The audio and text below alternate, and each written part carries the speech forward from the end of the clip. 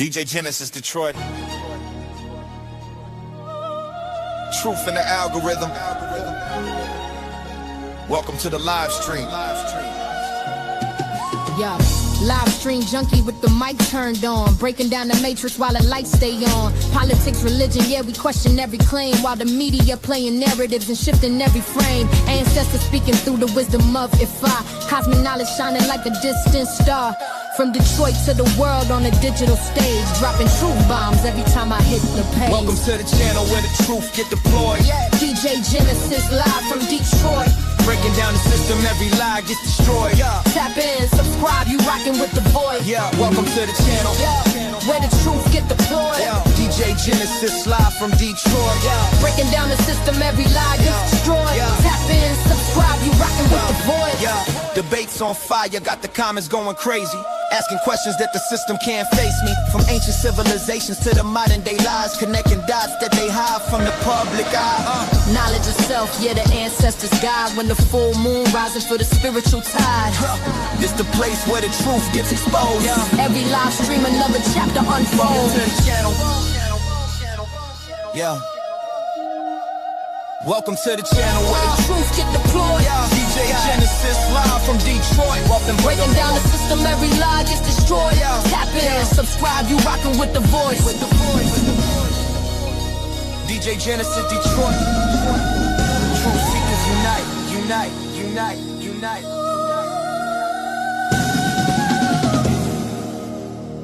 Stay away, stay away, stay away. Stay questioning. I said I wasn't going to do it, but I just cannot ignore this. So Trump has decided that he wants to threaten an entire civilization. And you know what, I said I was going to hold off on my political commentary to go into things a little more spiritual. And I've been trying that. I've been trying it, but I just could not ignore this one. You know, what in the heck is going on? See, we've already talked about Trump's medical situation, this entire time. Every time that I've discussed that, they say that I have TDS, Trump derangement syndrome. And there is no denying that right now what is going on in the political realm is you cannot be wanting to hide your Epstein file so hard that you're willing to kill an entire civilization, innocent people that ain't got nothing to do with nothing. You want to nuke Iran? Let's get into it. A remarkable, if not shocking, threat today from President Trump to Iran, population 93 million. He said, quote, "A whole civilization will die tonight, never to be brought back again. I don't want that to happen, but it probably will. However, now that we have complete and total regime change, where different, smarter, and less radicalized minds prevail, maybe something revolutionarily wonderful can happen. Who knows? We will find out tonight. One of the most important moments in the long and complex history of the world, 47 years of extortion, corruption, and death will finally end. God bless the great people of Iran." Obviously, this is a threat to wipe out a civilization. Iran is 93 million people. And while no one really expects that President Trump is going to kill 93 million people, the threat itself is remarkably shocking and would constitute the most heinous of war crimes if enacted. This is a piece of President Trump's latest threats. He told the Iranian regime, "Open the straits, you crazy bastards." He's threatened to bomb Iran back to the Stone Ages. He has threatened to bomb bridges and civilian infrastructure. And this threat today to wipe out an entire civilization is, we've never seen anything like it. We've never seen behavior like this from an American president ever. It is shocking, and obviously if he were to carry out such a threat, it would be grotesque and heinous in a way that is not even imaginable. Welcome to the channel. I'm Hotspot Casino. How are you doing? What are your thoughts on this? Do you really think that he is really fixing to do this, or what is going on? I mean, if you're familiar with people like Whitney Webb, they expose the Trump administration and J.D. Vance in particular. I mean, this is part of their agenda. So I look at it, he could be serious, or he could be to the point where he follows what other people want, which is to have JD Vance in office. JD But Vance why is you got to running do for all this to get speakership. JD Vance in? Because I know who's going to vote for him after this. Like, what is going on? No one's going to vote. This guy is threatening to practically. There's no other way to be able to do this unless you bring out the nukes. You know. I mean, this is what these Come on, like, what are we this is what doing these here? people do. Iran threatened to stop Amazon. I think they bombed one of Amazon's facilities. They're talking about Bill Gates, Elon Musk. So they're trying to Yeah, they have a really whole lot of target. videos right now. You know what? Your mic is really low. Can you come a little bit closer to the mic? Does it sound low? Yeah, it does. Or maybe my computer's low. I don't know. But yeah, they got like all kind of videos. I'm not sure if it's Iran putting these videos out, like, to the black people or whatever. Like, black people, look at what they've done to you and everything like this, and kind of antagonizing on that level. I'm not sure if that's really Iran doing that or just people from Iran that know about the situation of us here. But it's crazy, right? So, but now you It is have, crazy. yeah, like these Lego videos. Have you seen those Lego videos? No, I haven't. What happened? It's I'm these videos curious. made with Lego that Iran put out. They're like Lego characters, and it's like showing, like, I don't know if these are real. Hold on. I don't know if they're real. I don't know if they're really coming from Iran or what. I don't know Right, what. right. I don't know what this is. Hold on. Let me share this real quick. So can y'all see it? Hold on. Let me play this real quick. So this is, I guess, one of the videos right here. I'm not gonna play it. Well, Can we just take a moment to talk about all right. So that's not the whole video, but like they're like these Lego kind of videos, that they're using with AI. So let's go. the level of online trolling between Iran and the US right now? Iran, in particular, has really upped the ante recently with these kind of extravagant AI generated Lego themed videos. The latest one shows President Trump crying at his desk as US troops in the region come under heavy fire. And the memes have been relentless after Trump told reporters that the Strait of Hormuz would be controlled by him and the Ayatollah. The Iranian embassy in South Africa posted this. Now, all of this, of course, is in response to these videos put out by the Pentagon that use video games and clips from Hollywood movies to celebrate the US's bombardment of Iran. Now, propaganda is not new in war, but if you're watching this play out online on social media, it feels more like a game than a real conflict that has left more than 2,000 civilians dead, including hundreds of children, and upended global energy markets. Can we just take a moment to talk about the level of online trolling between Iran and the US right now? Iran, in particular, has really upped the ante recently with these kind of extravagant AI generated. Yeah, so that's pretty much what's happening now. They have like these kind of like videos where they're like putting up this, hey, how's it going, Army vet? They're putting these videos up, and it's like it's like they're playing with human lives like it's a joke. Like, it's like they have no connection to humanity. What is happening here? Well, I mean, it has to be mentioned that it's an agenda. They feel I've heard in their stuff, especially with emails, that they feel that there's too many people on the planet, so they're going to create as much chaos as possible in order to decrease those numbers. And we all know that getting rid of people on the earth is part of that. War is part of that, whether people like it or not. So that's their agenda ultimately, and we just have to know how to maneuver within whatever they got going on for us. Yeah, this is absolutely insane. But let's really get into the mental health of Donald Trump, because it's like, what is really happening here? Is this about covering up? Because, like, is he even writing these crazy tweets? Like, listen to.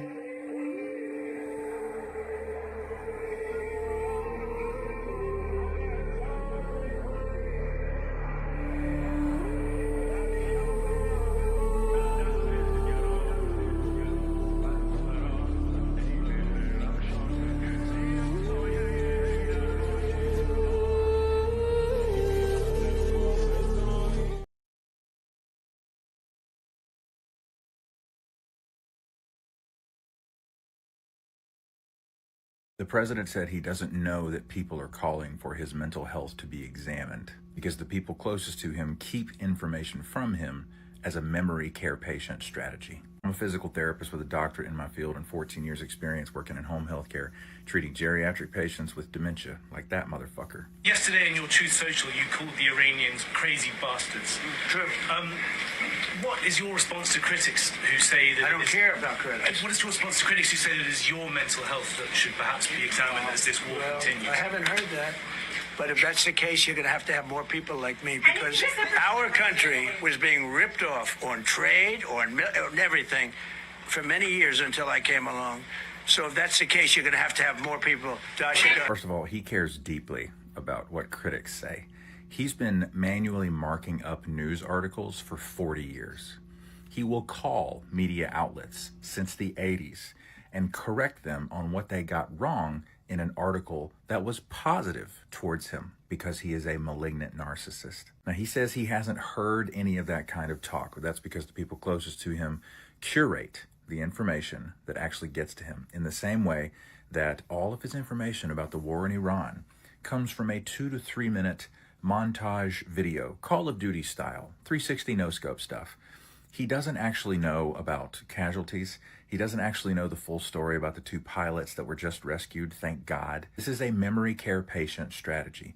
You choose when you give these kinds of people confrontational or difficult truths, because it might set off their agitation, and then they will become impossible to deal with. I believe we're within a 16-day window where he will either leave the land of the living, or they'll be forced to impeach, invoke the 25th, or Article 2, Section 4. This absolute fucktwat. Thank you for your attention to this matter. What do you think about the fact that right now they're talking about possible impeachment, things like this? You know, do you think that there's a possibility they're going to impeach him and then JD Vance becomes president, or what do you think?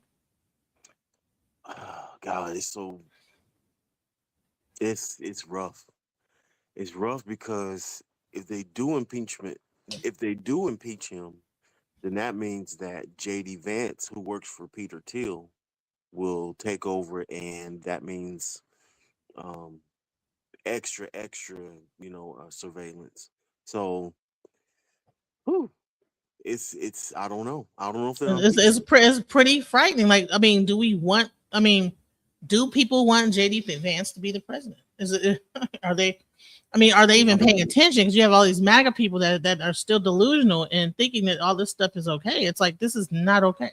A lot of people don't know who JD Vance is, and Whitney Webb broke him down so good. And I wish people just knew who she was as well, because she does her research. And if I don't like either one of them, I don't, because they're working for their boys, and it's sad what's happening. And I don't know what to say. What about you? What's your mindset? Well, I think it's interesting because, Iran right now is releasing Epstein files, as you can see right here. They're releasing them now. Ooh. They're releasing, yeah, look. So somehow they got hold to the Epstein file. Now they're releasing them. They're releasing the ones that we couldn't see, I love it. So, so I think that's probably, you think that this is what's triggering this whole, like, hey, you know what I'm saying? Stop doing it or whatever. It might be part of that, because they're going to say, they're going to come up with this, oh, well, it's a cybersecurity situation. It may be, something that they stew up as well in America's, side. We already know America is very much, the CIA is very much able to say, oh, well, this was this people and all that. So we'll see what happens with that. I'm curious. FBI too, yeah. FBI involved in that, CIA, So yeah, we're gonna see how it all rolls out, because it could be a big event like 9/11 that they say, oh, well, now we gotta declare this and that. So yeah. Man, this is getting crazier and crazier by the minute. Let's hear this video right here where I was like, what is going on? But let's hear it. Woke up, guys, and I'm scrolling Twitter, and the first thing I see, Trump said the following: A whole civilization will die tonight, never to be brought back again. I don't want that to happen, but it probably will. However, now that we have complete and total regime change where different, smarter, and less radicalized minds prevail, maybe something revolutionarily wonderful can happen. Who knows? We will find out tonight. One of the most important moments in the long and complex history of the world. 47 years of extortion, corruption, and death will finally end. God bless. Why? Here's a question. Why is Trump so like hell bent on attacking Iran? Like, I mean, I don't think that have they ever done anything to us? Like, maybe I'm missing something. No, they haven't. But they're attacking a lot of these people who are rich. They're attacking their money, their system. So, he wants the petrodollar to continue, obviously, but that's not working. They pretty much kidnapped Maduro for the petrodollar. The oil and gas. So that's what America's trying to do. They're trying to, and as you see, I'm kind of all over the place, but as you see, they're building a bunch of data centers that requires energy for that too. You know what I mean? So it's what? But the energy is not even like the oil; it's in the water. So like, what's the big deal about trying to attack Iran? I have no clue. And you know what's even crazier? Have you noticed that the oil prices have gone up here? I mean, the gas prices have gone up here, but the gas seems less like formidable. I drive an SUV, and I swear, $20 used to carry me far. But you're charging more money for the gas, right? And then the gas is like not even lasting. I think it's made of water. Well, they're still gonna use coal and stuff like that. You know what I mean, for energy. They hacked USA water test treatment plants in the U.S. When did they do that? I didn't know about that. Yeah, Amarillo, Texas. They have something that they're starting over in Fort Worth without our permission. And I live in the Dallas area, so me too. Yeah, and that's what they're doing. So they had a meeting on it, but they didn't let people know that, hey, it's us who are going to be doing it. Yeah, so what they're doing. So Americans are doing it, and then they're saying Iran did it. What are you talking about? They have control. So is it America doing this to the water treatment plants, or is it Iran? It's America. These are your private companies, private entities doing this. Yeah, it's not Iran. I don't know what. Did somebody say it was wrong? Because that's crazy.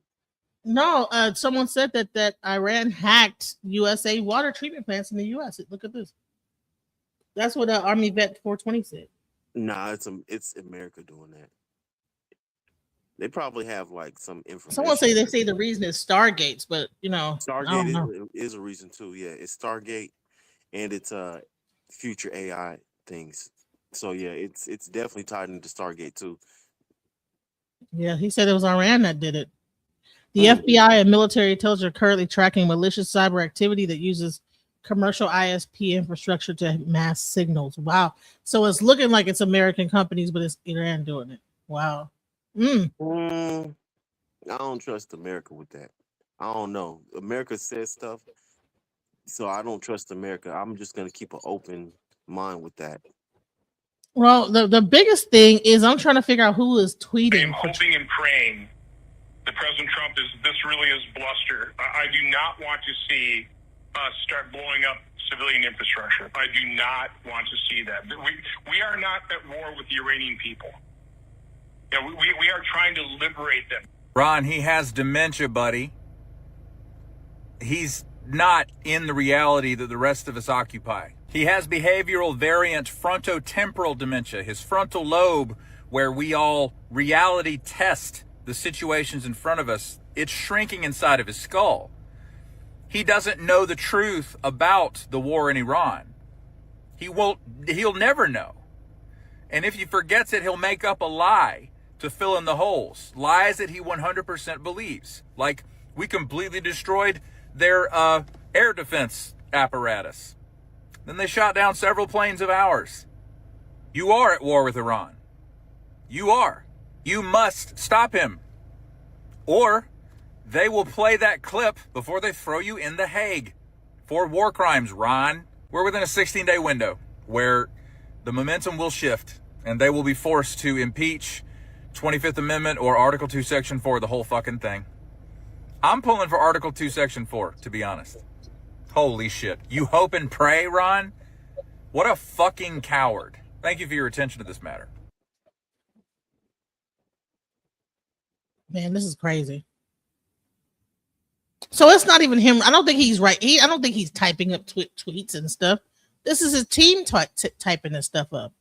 So why are they? So it's like, is it him that's declaring war, or is it the whole team that he has behind him that feels this is the way to go? And if that's the way to go, why? You know, what is the end game here? You know, is it? I mean, you want to destroy an entire civilization for what? You know. End game is just total power, complete control and power that the oligarchs want. That's the end game of it. That's what they want. And honey, I'm waiting on the aliens to come, because you know normally when they start threatening stuff like this, aliens start popping up. oh yeah, the little myth that aliens exist. They said they saw a UFO alien ship in California, like I think yesterday. No, it's not true. The aliens is a distraction because like I told you before, their agenda is to get over 5,000 satellites in the Earth's atmosphere, or should I say over the Earth's atmosphere around it. So what's going to happen? You're going to have holographic imaging, and the thing that what that's called is Blue Beam Project. Once they start that stuff, it's going to start seeming like there's stuff in the sky that isn't there, and they're going to create all these false beliefs and things like that. That's what that's about. They tell you this in their movies too. I mean, it's predictive programming. One of the biggest movies that they ever had was like with a movie with Al Pacino that they had where he created a holographic imaging lady who was a celebrity, and everybody believed it was real, but nobody could ever meet it. That's Blue Beam Project.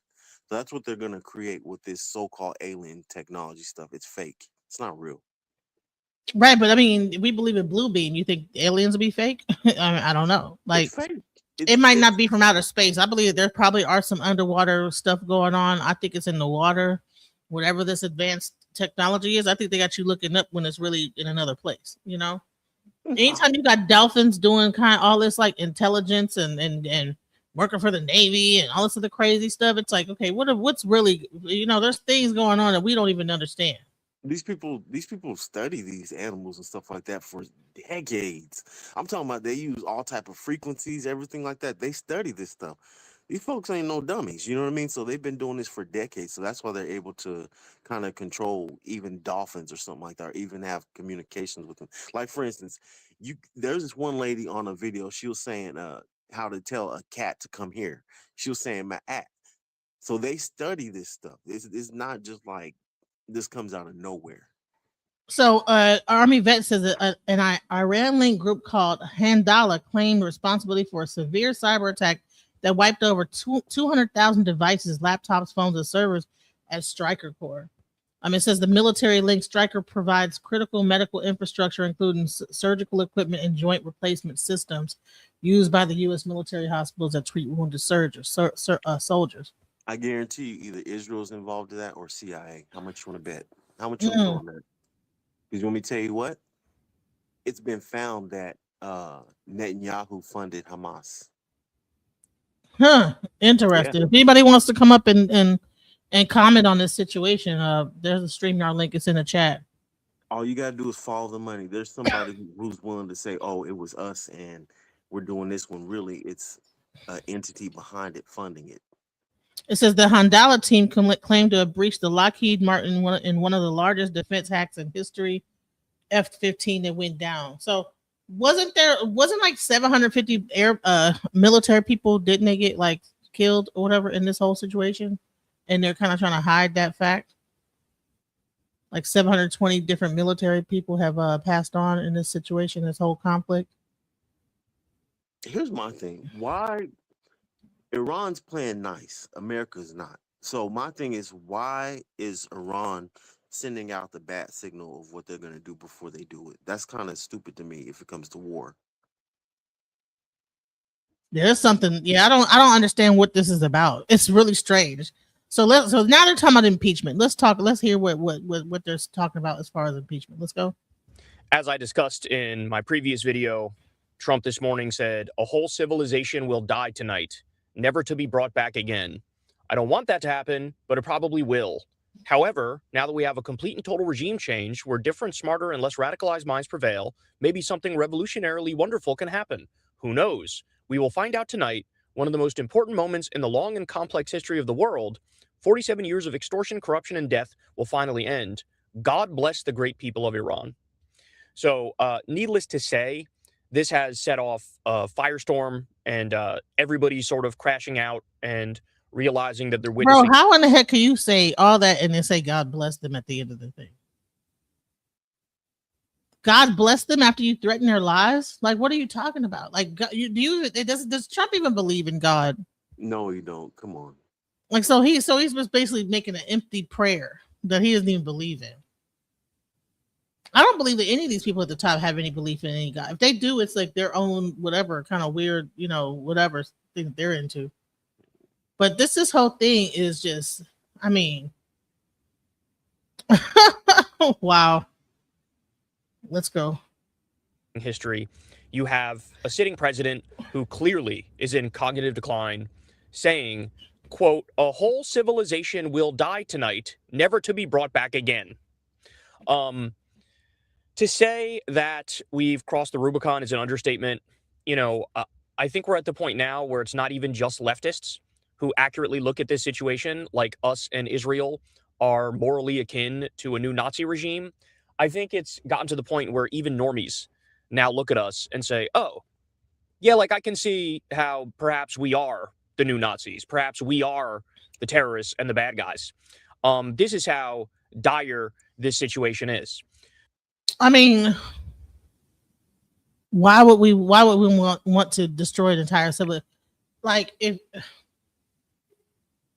this whole thing has just gotten so corrupt and so bad at the same time, it's just like, what is really happening here?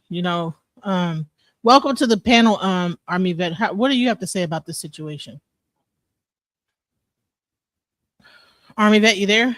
Yeah, I'm having a hard time connecting. I'm connected now. I'm connected. Yeah. Big fan, DJ. Big fan, DJ. Love your outlook. What's up, big dog? Hey, what's up? I said, I was trying to lay low because of I've been getting so much, people have been attacking me, you know what I'm saying? So and I'm trying to keep things moving, with my channel, but it seems like it's hard to not cover this stuff, what is happening here? Okay. One thing, Trump has initiated an internet wipe from Fort Huachuca and NSA. So if you're talking about the Iran war, you might get shadow banned. If you talk about these hacking groups, you might get shadow banned. So they are holding a lot of information from United States citizens. Then you add in the fact and people are not paying attention. Do y'all understand he fired like every general that disagreed with him? Like 15, 16 generals. Then he ended up firing the CIA lady. Do you know that's all overseas affairs? So nobody can ever testify against him? No, I've been kind of trying to not watch it because I just know that, but I can't avoid it now. I'm like, come on, what are we doing here? And I'm like, are we gonna be sitting there watching the football game tonight to see if he does this? Is he really fixing to do this? Everybody? You think everybody says that? He doing it. It's already in motion right now. It's happening. Why would he announce it? And then why would he announce that he's about to do something? That's crazy. Well, it's two things. Do you know cyber and tech a little bit, a tad bit about what? I'm a software engineer. Yeah. Okay. Imagine if that hacking group took over our infrastructure, especially our water treatment plants.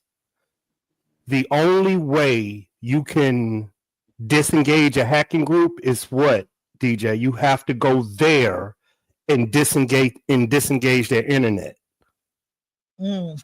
That's what they're doing over there.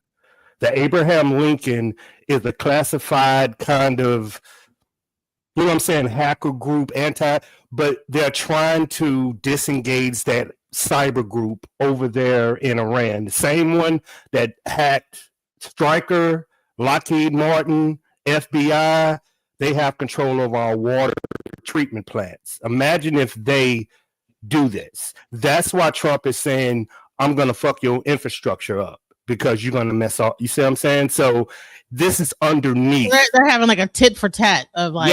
Yeah. There you go. It's trolling and hackers. But this is what the oligarchs want in the first place. Why? I mean, why are they mad that somebody else is going to do the job for them, the bidding for them? That's kind of weird to me. Didn't y'all want this in the first place? But no, since it wasn't on your time, now you're in a scurry. Right, because they've been saying they want to, like, you know, reduce the population, and it's too many people, and we need to do this, and you know what I'm saying. So it's like, okay, what's the difference between that and something else? You know, what's the difference? Yeah, I think Trump overplayed himself. I think he didn't understand AI and how North Korea, the Middle East, Russia, China, everybody got the same AI. Everybody got the same hackers. And you know, I hate to say it, United States issue is we are too Wi-Fi and 5G. You know what I'm saying? You can hack us. You know what? Isn't China on our end side and Russia on our end side? So you have all this. I don't trust China. I don't trust them as far as I can. I mean, if you look at it, DJ, if you do a Google search, right quick. Wait, no, let me stop saying Google. Any search engine you have, if you search, is United States in a cyber war against North Korea, Russia, China, and Iran, it should tell you what's going on. But they're wiping all of this out. Iran is top 3 in the world in hacking. And most people don't even know that. They're right behind Russia and China. That's how dangerous they are. They are dangerous. America is outsourcing jobs. You know what I mean? What do they expect? Well, it was also a racial play with all that DEI talk. Yeah. Now all them guys gone. They're gone. We are lacking in intel. Big time.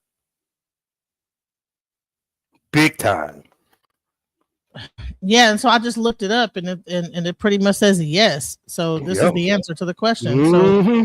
So you said, is the United States in a cyber war? And it's like, yes, we are.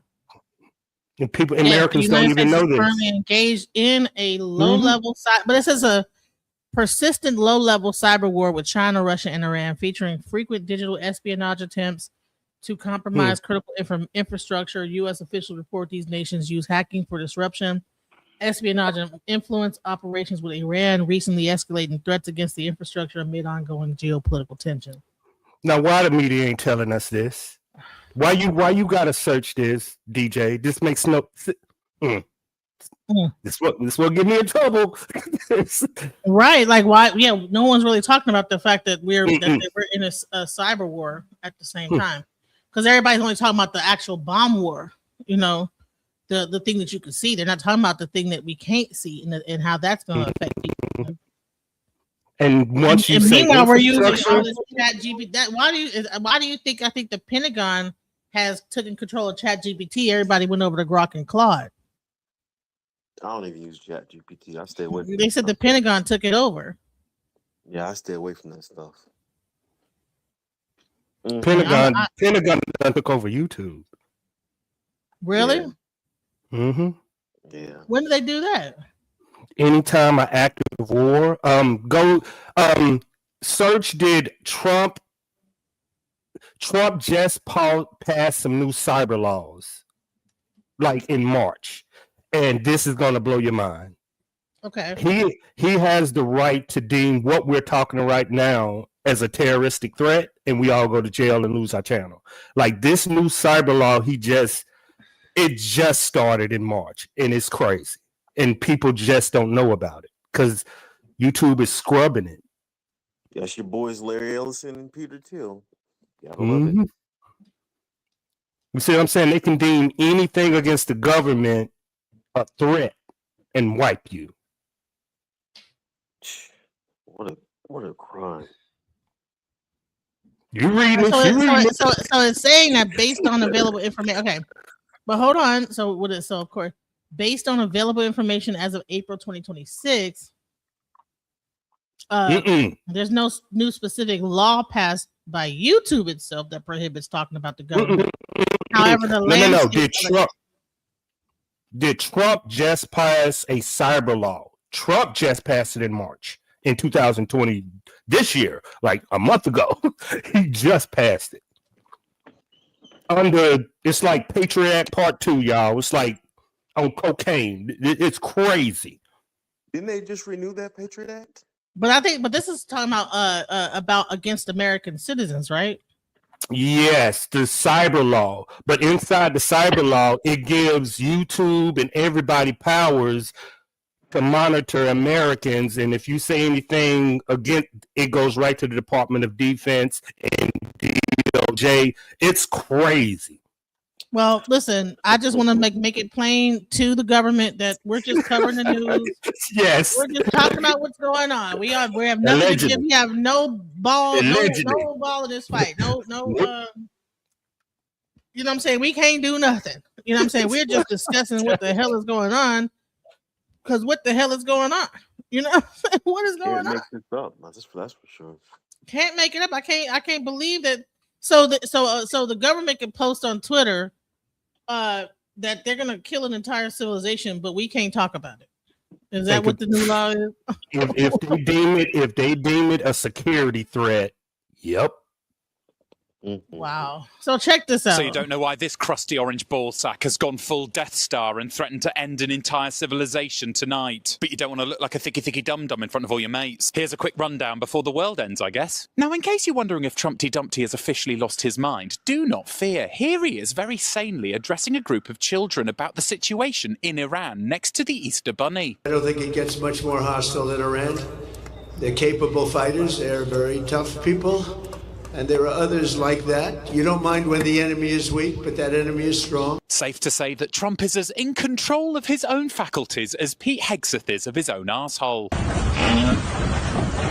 Now, Trump's latest threats against Iran came after his other even-handed and diplomatic comments yesterday, in which he told the Iranians to open the fucking strait, you crazy bastards, or you'll be living in hell. Little does Trump know that we've all been living in hell since the 16th of June 2015, when he first said he'd like to run for president. Now, of course, the strait that Trump says he'd like the Iranians to fucking open is the Strait of Hormuz, the waterway that transports a fifth of the world's oil and gas, and the waterway that Trump definitely didn't know existed until about a month ago. Anyway, the Iranians have been blocking the Strait of Hormuz since the war began, causing the world's worst oil crisis, with a barrel of oil reaching $110 today. And as you can imagine, being called a bunch of crazy bastards didn't convince the Iranians to reopen the Strait of Hormuz, so now Donald is threatening to destroy Iran's civilian infrastructure, which would cause untold suffering for the innocent Iranian population caught between a rock and Donald Trump and Israel's bucket of batshit, and constitute a war crime. But, says Donald Trump, these are war crimes that innocent Iranians welcome. Again, this man is definitely in charge of his own faculties. The US has also been bombing Iran's Karg Island, which is a coral outcrop 5 miles long that processes 90% of Iran's oil. But the thing is, in order to take control of the island, the US would have to put boots on the ground. 2,000 boots apparently, which wouldn't even guarantee the US could keep hold of the island because they'd have no air defences. It's almost like the people who planned this war can't even say the phrase military capabilities. And you hit military capabilities on Karg Island, which is the only thing we hit. So now Donald basically isn't able to do anything apart from threaten to kill innocent Iranians because he has no fucking clue how the world works and he's run out of options. And he's been strung along by the genocidal maniac that is Israel's Prime Minister Benjamin Netanyahu. Oh, and by the way, even if the Strait of Hormuz opens tomorrow, the world economy is still fucked because there are over 2,000 ships still stuck there. Have we thought about giving this prick a go? Because I seriously don't think he'd do any worse.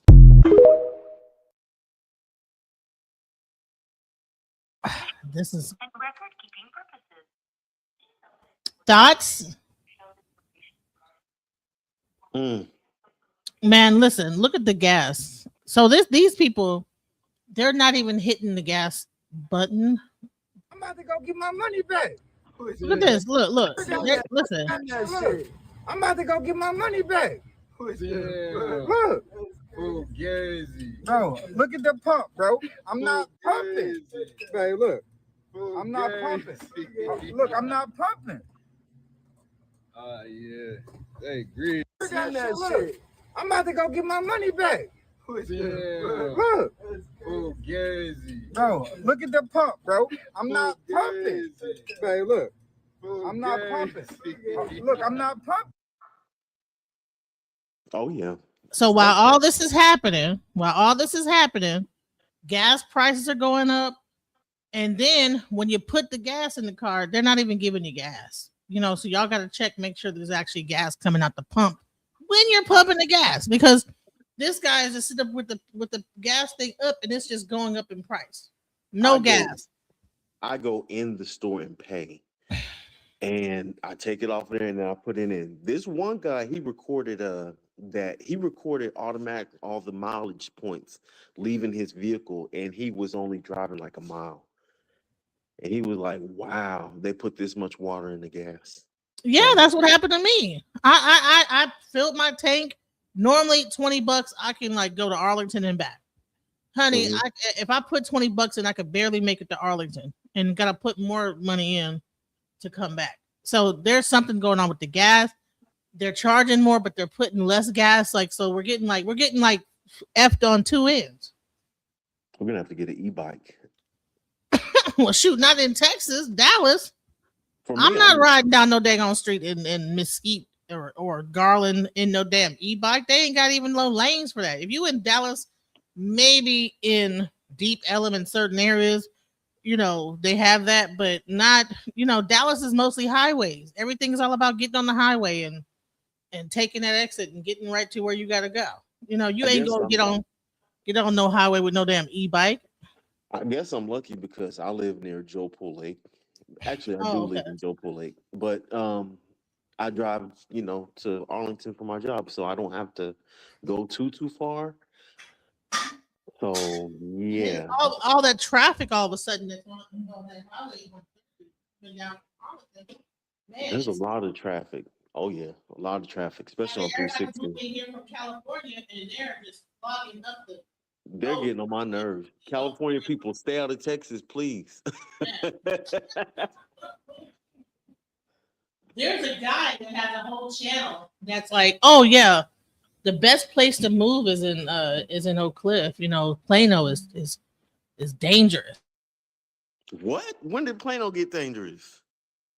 It's a channel. This guy who gets on there, he's like, man, it's one of the worst hoods in America. Going to Plano, but he's trying to get people. Oak Cliff. People say about Oak Cliff. Come on, I never heard that. Yeah, it's a guy. He's funny. Now, Frisco, I know a lot of people are moving over there. There used to be a lot of people who moved to South Lake and, you know, those areas, but I don't know. Things have changed. Yeah, Dallas is is getting overcrowded at the same time where all this is going on, you know. Mm-hmm. Everybody's trying to move away from California because it's too expensive to live out there. I stay out of Fort Worth. That's the only place I stay out of. I got robbed over there, and ever since I just been like, not for me. Right. So let's hear what Watching the World have to say about this situation. Let's go. When the election was happening, so many people were promoting the president over themselves, right? There's nothing wrong with that if that's what really floats your boat. But now to see these individuals take a different stance in regards to the president is quite mind-boggling. Let's take a look at the first individual. He goes by the name of Alex Jones. Let's check him out and see what he has to say. He does look sick. And he does babble and, you know, sound like the brain's not doing too hot. And so we just cut bait on Trump and we just mobilize against the Democrats. And we mobilize against neocons, we primary them, and we just fight even harder because look at how we've turned the tide. Look at all the good we've done. There's a fourth turning. Populists, nationalists, conservatives are winning everywhere. There's a Christian reawakening. And Trump is just a minor figure in all of that now. Why do they, no matter what happens, they want to blame the Democrats? I'm not even a Democrat, but I mean, I get so tired of hearing the Democrat, bullshit. It's like, this is beyond Democrats. It's beyond Democrats and Republicans, guys. There we go. I was just about to say it's cognitive dissonance, and yes, Democrats did do this, but there's people behind the Democrat and Republican that are, lobbying on both sides. So it's not going to matter.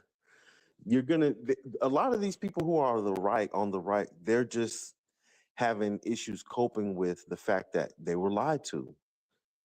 And it's bothering them. Some of these people are MAGA, but on the right, people were lied to, It just is what it is. You gotta accept it. You voted for it. You and then and everything is like, oh, let's just keep talking about the Democrats. See, it's the Democrat, honey. Whatever Trump is doing, they gotta switch the blame over to the Democrats. See, and now but we gotta just change it up and get another person up in there that probably agree with what's going on. Project 2026 and 2030 and 2040, whatever new project they got going on. We have to be appreciative of the old Trump that went through so much and got so much done. And that's the Trump we remember. So basically, he's writing off the president as the man he used to be. My grandfather would always say, I'm the same old rooster. I just can't crow like I used to, right? So, you know what I'm saying? Same rooster, different crow. Go ahead. What were you saying? I didn't mean to cut you off. They literally, try to run a coup in our face with Kamala Harris and Biden. Where they switch and bring her into presidency, and then they put money behind her, and she lost so much millions of dollars within, I think it was like a month or two. So it's a game that's being played. It's like same script. You know what I mean? Pretty much. But they want to make it seem like there's something like, oh no, it's the Democrats. No matter, like, okay, he just said he was gonna end an entire civilization, but somehow they're gonna blame the Democrats for it. It's like, and then they'll say my channel's a Democratic channel, even though I don't agree with politics in general. I'm like, I think it's all BS. Yeah.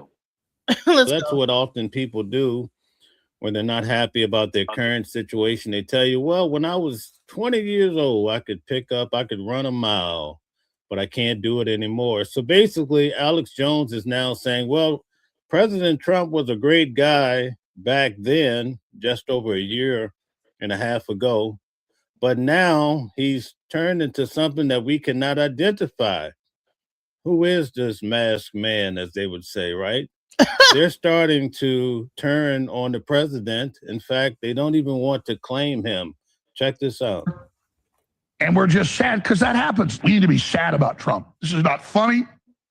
This is not good. But he's gone. You notice he's even highlighting the president's ankles, right? This is going down to the lowest of the pits, right?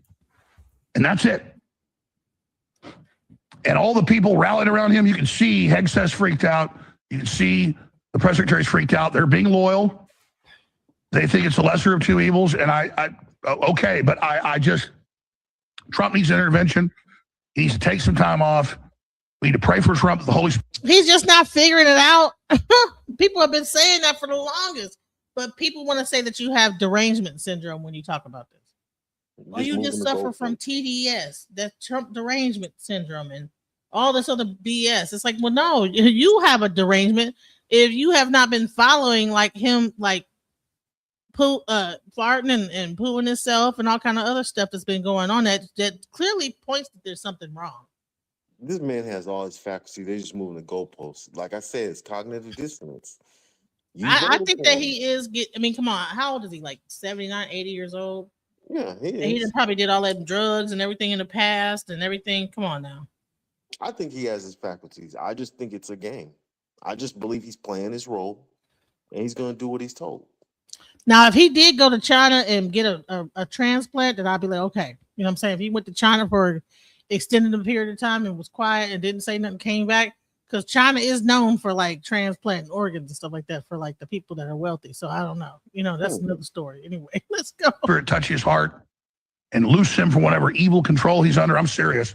And I think that's the answer. I think he was calling for Jesus to to touch his heart. Answer. We need to pray for President Trump.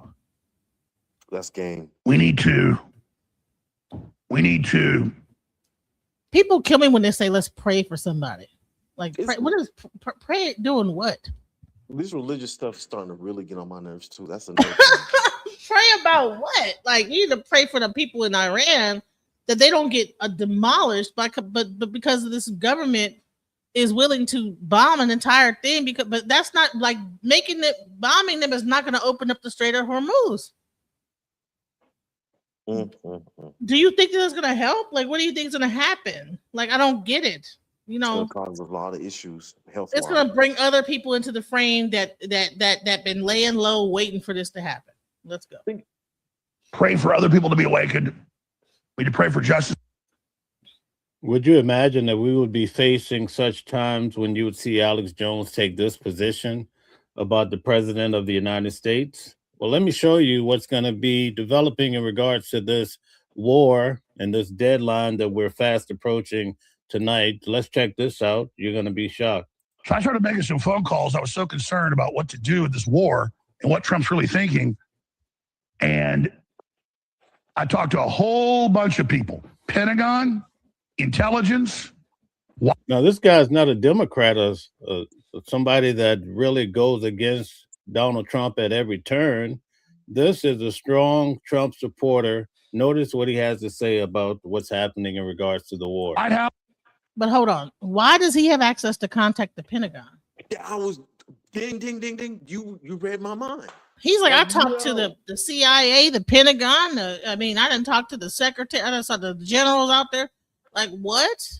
Now, I know they probably have a media section, but something tells me he ain't talking about just calling the Pentagon and just talking to the media. He got a connection at the Pentagon that he's actually able to connect to because he's been out for a while. How in the hell does he get to call the Pentagon and get answers? Like, what is going on? What is happening here? He compromised. There's something to this. Like, what? I can't. I'm maybe I'll call the Pentagon. I'm not calling the Pentagon. I'm not doing that. Mom used to work for the Pentagon. I used to work for the Pentagon. I was in the military, but can you just call the Pentagon and maybe there's some media thing outlet part of it that they can like call? Because I'm like, how he called the Pentagon? What? What the hell? Trump confidants, Pentagon journalists, and they know who they are. But it's the same way I told you they had a meeting 6 days after Kirk was killed, and Kash Patel said shut down any foreign involvement investigations or any accomplices domestically. Wait, he said that he's been talking to Trump confidants and also people, journalists of the Pentagon journalists. I didn't ever know that there was a such thing as Pentagon journalists. But hold on. This is a strong Trump supporter. Notice what he has to say about what's happening in regards to the war. White House, Trump confidants, Pentagon journalists, and they know who they are. But it's the same way I told you they had a meeting 6 days after Kirk was killed, and Kash Patel said shut down any foreign involvement investigations or any accomplices domestically. Of course, it came out exactly as I said, the exact date. Now, why do I get this? Because they know I have a huge show, and they're scared to put it out themselves. I've had top journalists, as big as I am or bigger. Who could that be? Gee, I don't know. Give me a lot of this intel as well, because at the time, they were still trying to preserve the relationship with the president. What the hell is going on here? He got connections to everything. Like, who is this guy, Alex Jones? Like, what? Too many connections. He's calling the White House. He know all the journalists, but he's been around for a while. So let's get. I'm gonna give him the benefit of the doubt. Let's go. These people very close to JD Vance. I'll leave it at that. And I mean, very close to JD Vance. And obviously, this is known. My phones are all tapped, so it's not a secret. And it's not like they're leaking anything classified or anything. But Vance has been vehemently anti-war. Once Trump goes, he backs him. He signed up for that. I'm not even attacking him for that. That's what he signed up for. Be loyal and follow what the president says. Even Susie Wiles, who gets demonized a lot. And I have big problems with her in a lobbying firm. She's been pissed off. And I told you that weeks ago. It was in the news last week. So when I tell you this, two of the people are close confidants of Trump. Another is let's just say, very close in the cabinet. And they're wanting me to know this. Just like when Charlie Kirk called me many times before that, but a couple times right before he got killed, saying, keep up the Epstein pressure. He's not in there, but Alex Jones is painting the picture that the president of the United States is off his rocker. Can you imagine that this is the state of affairs that we're living in? And again, he's not a Democrat. He's actually a Republican supporter of Trump, MAGA. And now he's saying we need to turn the curve on the president of the United States. And you can only imagine what this means as we approach 8 o'clock tonight when Iran is not backing down. They're not trying to make a deal. They want to carry it out because they see this as a mission associated with their God. And once a man is committed to an act because of God, it's very hard to get him to change the position because his life is often in the hands of God. So he imagined he's going to be saved. Even in death, these people feel like they're going to go to a place such as heaven, or they're going to experience nirvana, all of these glorious things.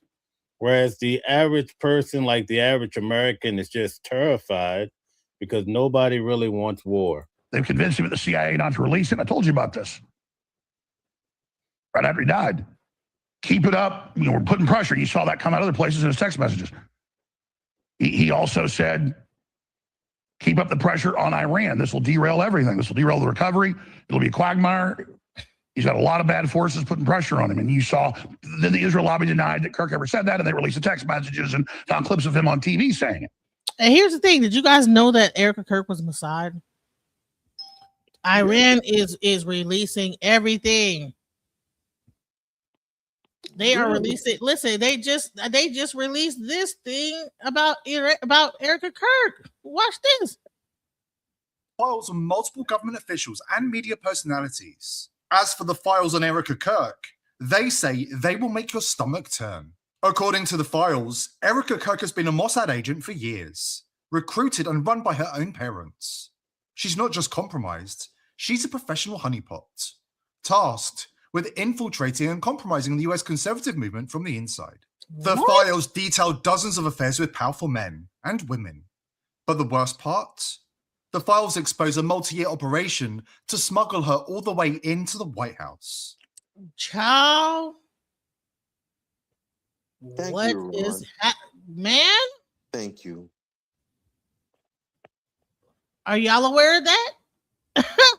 And that's what Candace Great. Owen been screaming about this whole time.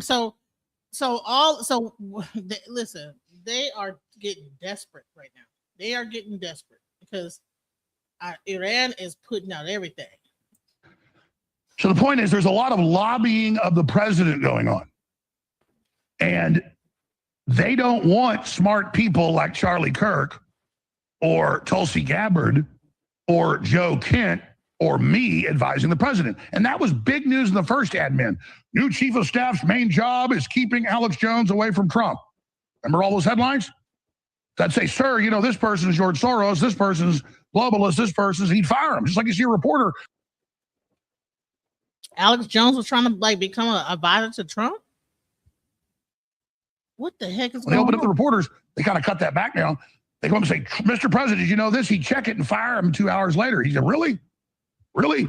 On a whole bunch of issues. I mean, he is the president. He is making the decisions, but these bad people are able to convince him, so they spend all their time bubble wrapping him. Goodness. Okay, so all of Here's the question. Now, all these people, are they Democrats or Republicans? Because he sure as heck started out this conversation bad mouthing the Democrats, but all the people that surrounding Trump, bubble wrapping him like he says, are they Democrat or Republican? So I know some of them were Democrats until what happened with the Biden administration. Then they turned Republican, like Gabbard and RFK. So the people that are insulating Trump right now are mostly Democrat? No, I'm not saying that, but what I'm saying is there were some who were Democrat, and you know, it was so bad at one point that Democrats were rejecting their own Democrats. Honey, it sounds like to me that people are willing to do whatever to stay in power, and they just switch over. Oh, okay, you're the one, so let me become a Republican. You know what I'm saying? That too. I'm trying to keep their little seat. Let's go. the bad people are influencing the president. He's really a good guy. This is what his supporters are saying, such as Alex Jones. He's a good guy, but he's surrounded by these people, these bad guys, And so they bubble wrapped him, and they're the reason why we're heading into this war, and our lives could be changing at a high level for a very long time. Hopefully a deal can be made, but tonight we're going to be covering this because 8 o'clock tonight, Eastern Standard Time, is the deadline in regards to Iran to make a deal. He didn't put a time. So at 8 o'clock, we're going to come back here at 8 o'clock to discuss this and wait and see what happens. And we're going to have to be pensive. People in my group, you know, I tried not to cover it, but listen, I got to, because this is crazy. What does this mean for us? You know, I tried to reach out to Owl for Socken to see if we could do a divination on it right quick, but you know, Follow Coon, I'm sorry, and try to see if we could do a divination on it real quick to see if it's just a bunch of hogwash. Because I would hate to waste my time, you know. But people are saying he's really going to do it. Like he's fixing to do this. The last president to give a deadline was Truman, and that was Hiroshima and Nagasaki. So we're gonna see how it turns out. This is getting crazy, you guys. So let's hear a little bit more. I gotta like go pick up my daughter at 3:30, so I'm gonna give you about like maybe like 15 more minutes, and I gotta like go. But wow, this is sad. And we're gonna see how this develops. But notice what Alex is saying, a supporter of the president. He's looking for an off ramp internally. He knows that he was lied to. He knows it's hurting the economy. He's really upset about the strait, even though he's saying he isn't. Oh, go ahead and keep the strait. We don't care. Now, next day, effing turn it over. We're going to blow you up. Put you in the Stone Age. He's really upset with the people that advised him. And I said, what was that Levin thing about? He goes, oh, absolutely. He is really, really now just think Levin's an idiot. And then I saw Levin Saturday night. Okay, we need to go ahead and end it, but have a permanent U.S. base and just kill them here and there when we need to. Well, that's better than World War IV. And Mark Levin makes jokes about World War IV. It's what the CIA calls it, Dumbo. World War III was the call. So I just wanted to give you guys a good indication of what's happening right now when it comes to different individuals who are strong president supporters, but now we're starting to see them come up with all of these reasonings as to why things are going the way they are. I'm going to show you now even how the Pope has come forward to speak in regards to these matters. And it's quite frankly, it's not great what he has to say in regards to the president of the United States, as he has come out to be a critic, right? Man, this is probably one of the worst situations to be an American citizen. Listen, if anybody's traveling to another country, be very careful. You do not, in a time like this, if this goes down, you do not want to be over. You do not want to keep your head on the swivel if you're in another country, because you could get compromised. So let's go. Here's the Pope. Since becoming the first US-born leader of the Catholic Church, Pope Leo has largely avoided comment on his home country. He'd never mentioned President Donald Trump publicly until now. President Trump. But that era has come to an end, according to Reuters Vatican correspondent Joshua McElwee. So Vatican officials have been telling me for the past 10 months that Pope Leo is quite cautious about how he talks about the United States. What seemed to change this week is that Pope Leo has become more and more vocal in criticism of the U.S. and Israeli strikes on Iran that began the Iran war that is now in its second month. The Pope on Palm Sunday, which is the celebration that opens Holy Week for Catholics. Okay, guys, JC Toad says, you're fed up when you piss off the Pope. All right, thank you. The most important week of the year, gave a homily in which he said that God rejects the prayers of those who wage war because they have blood on their hands. Susan says, Alex is a scammer poster child. Now, notice what it just said in regards to the Pope. The Pope says that God rejects the prayers of those that engage in war. What is he saying in regards to this administration and the fact that we're engaging in war with Iran? Man, this whole thing. So now they want to bring religion into it. So the Pope then got involved. So the Catholic Church is all of a sudden going to take the moral high ground. As many people as they enslaved over the thousands of years, stop it. Or so not thousands, but hundreds of years. Right, like the Catholic Church cares about Muslims being slain. Right, get out of here. They don't care about that. Like, we need to be, listen, if anybody, please don't be, let's be realistic, and all this right after Easter Sunday. So Tucker Carlson called Trump the Antichrist.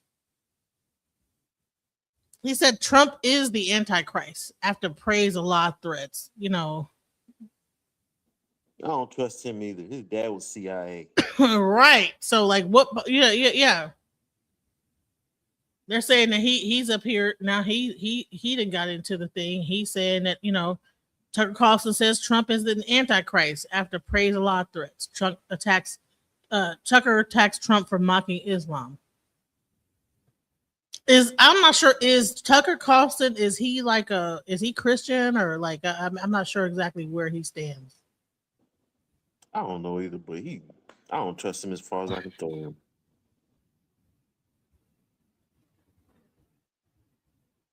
Honey, okay, we're not even going into that. We're not going to talk about one is religion is religion. I think that religion has nothing to do with what's happening here. This is about power. This is about control.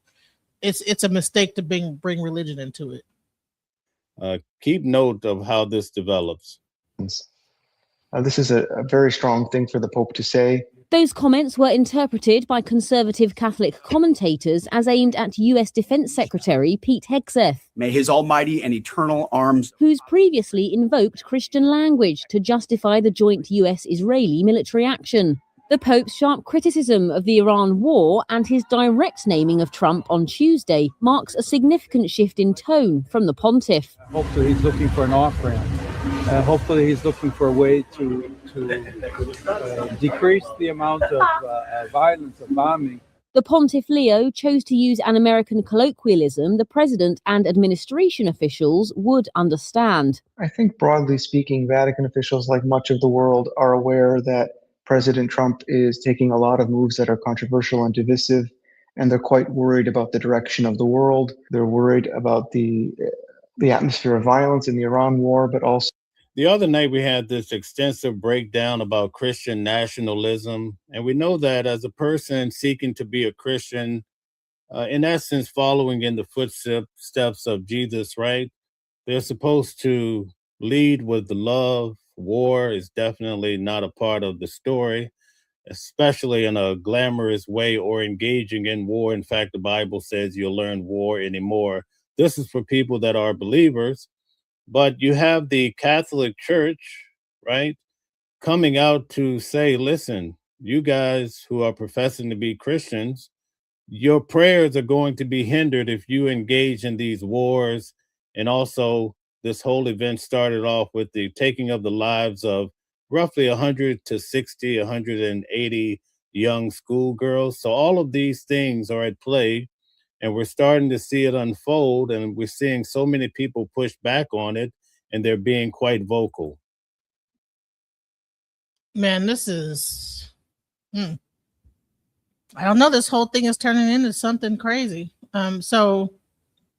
Donald Trump just blinked again after threatening to obliterate the entire Iranian civilization. Here to break it down with me is Brian Tyler Cohen, out with the new book, The Day After: How to Wield Power in a Post-Trump World. Pre-orders available now. So the pattern that we see, Brian, is that Donald Trump makes this threat of a genocide, a threat of war crimes, a threat on a massive scale, and then that rattles the markets. He gets called out for threatening war crimes. Let's be clear, he's already engaged in war crimes already, and we should speak with moral clarity when we talk about what he and Netanyahu have been doing. But he then goes to Barack Ravid, the same guy, over at Axios, and this just happened moments ago. I mean, my report from 10 a.m.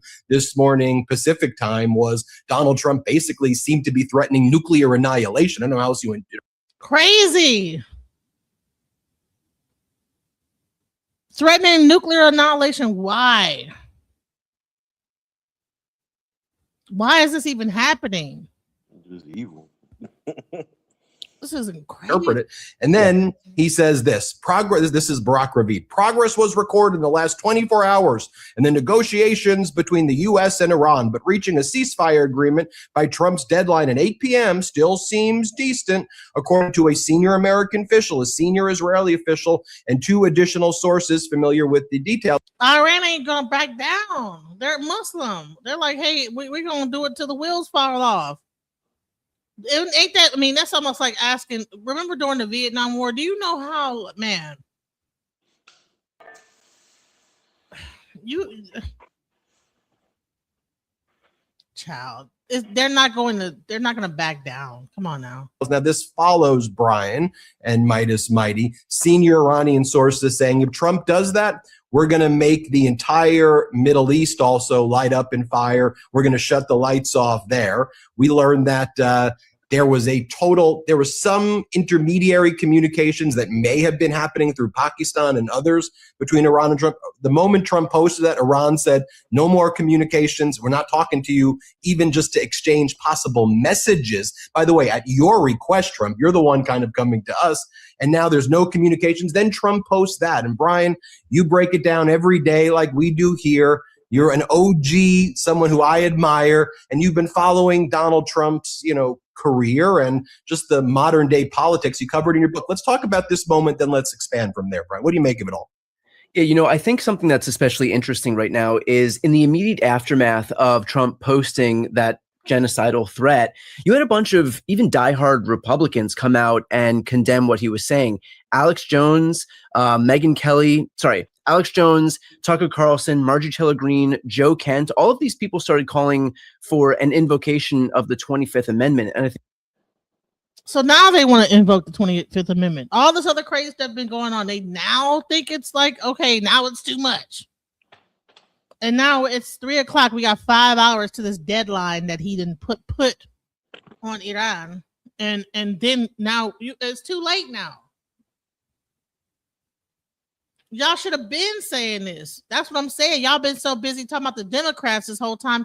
Y'all not looking at what's going on in your own backyard. I think it's become clear even to, these diehard MAGA or former MAGA Republicans, the danger that Trump poses because he feels increasingly backed into a corner. And when he feels like he doesn't have power in a certain situation, he lashes out. This is something that he's done time and time and time again. He wants to feel like he's got total control. And so if that means he's got to wield the full weight of the US military in order to do that, clearly he has no qualms about doing that. But this is all coming from a position of weakness, not strength. And so Donald Trump coming out and feeling like he has to up the ante every time is not because he's, again, negotiating from a position of strength. It's because that feels like the only thing that he can do to try and get his way. And it doesn't work every single time. And so, of course, he's going to come forward and do the whole taco thing where he eventually kind of relents because at the end of the day, if he was to keep true to his promise, I mean, God knows where we would end up at the end of this. I mean, he said he would decimate an entire civilization. What are we even doing here? What are we even doing here, guys? How did we end up here? What are your thoughts?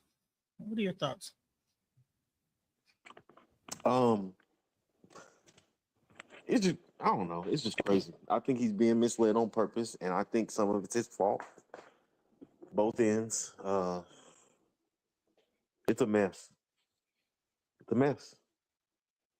And you know what? Meanwhile, I mean, I can still cover. I stopped covering ICE. You don't even know. Are they still wreaking havoc in the world in Minnesota, or has everything focused over here in Minnesota? Now everybody didn't stop talking about the Mexicans. Now Now it's about Iran.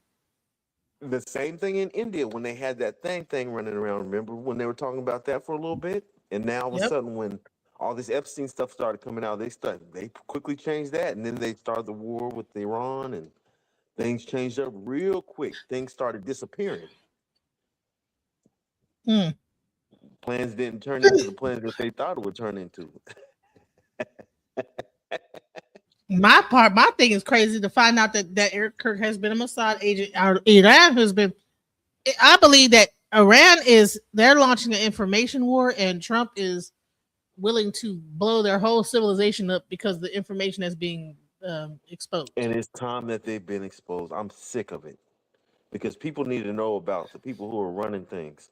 Let us know who these private people are who constantly stay quiet and constantly run our entertainment and media and all that. Let's find out who they are. Expose it. I want to know.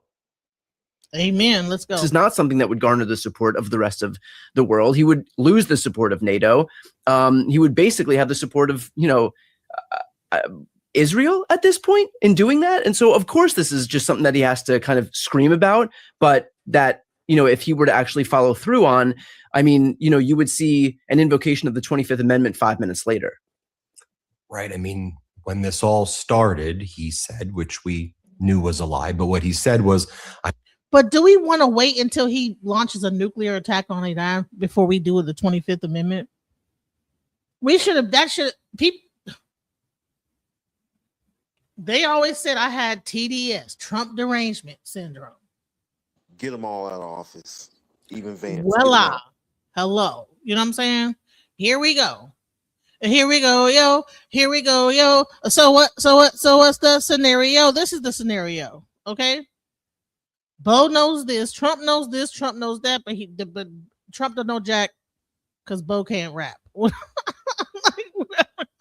I'm doing this for the Iranian people. That's what this is about, Right. And he's said that this is for the Iranian people. Love when we bomb them. This is for them, and that goes though along with his past of, my opinion, being a predator, and him say, and him saying, this is for your own good. You want this. This is what you need, and so, but his post this morning, it's not directed at the Islamic Revolutionary Guard. It's not the government. He makes no distinction. He says a whole civilization will die tonight, never to be brought back again, he says. And so he's now turned this into a battle of civilizations against an Iranian civilization, which has been around for over 1,000 years with a proud history. And, as your book. Hey, not over 1,000. Aren't they the Sumerians? Isn't the Iranian the Sumerians? Honey, I bet you they got like a damn alien ship somewhere, parked somewhere. Wasn't they around doing wasn't the Iranian people the original Sumerians? Might have been. They might have even been the Persian. I think the Iranians were the Sumerian. Weren't they the Persians? Aren't they the Persians, the Iranians? They definitely are. I know that for sure. Right. So, didn't they have an advanced civil? Listen, they might have some ish that we have no idea what it is. Because they don't seem to be like blinking an eye about this threat. I don't see no speeches like, okay, the Iranian president has came out and now he's doing a speech. They have been quiet about this. You know what I'm saying? So that to me tells me it's weird. She says, okay, listen, you work from a lady from Iran. Is she in Iran right now? I work with a lady from Iran. She says she is happy, and so are many other from Iran, that he is talking about taking out the corruption. Honey, he said he was going to destroy the whole civilization. Not the same thing about taking out corruption. He's saying taking out everybody. Yeah, ask your friend from Iran, do she have family over there, and is she happy that he about to try to nuke the spot and blow her whole family up? Ask her that.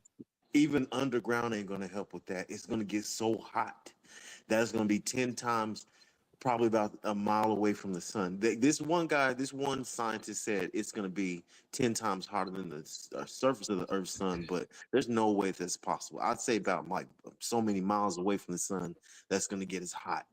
That's crazy. Ma'am, Aaron Ray, she says, okay, play that. No, honey, he tweeted it. We've been talking about go rewind the video. He tweeted it on his Twitter, which is stupid. Since when does the president address an issue like this on Twitter? Like, what in the hell is going on? I think he did it too. I think. Why is he typing stuff on Twitter and making war announcements on Twitter? He's threatening to annihilate the whole civilization. Trump.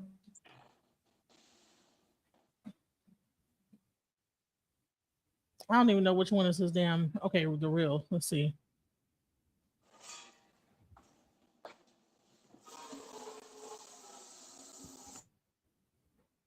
I don't even know which one is his real Twitter, but something. Okay, hold on. Trump.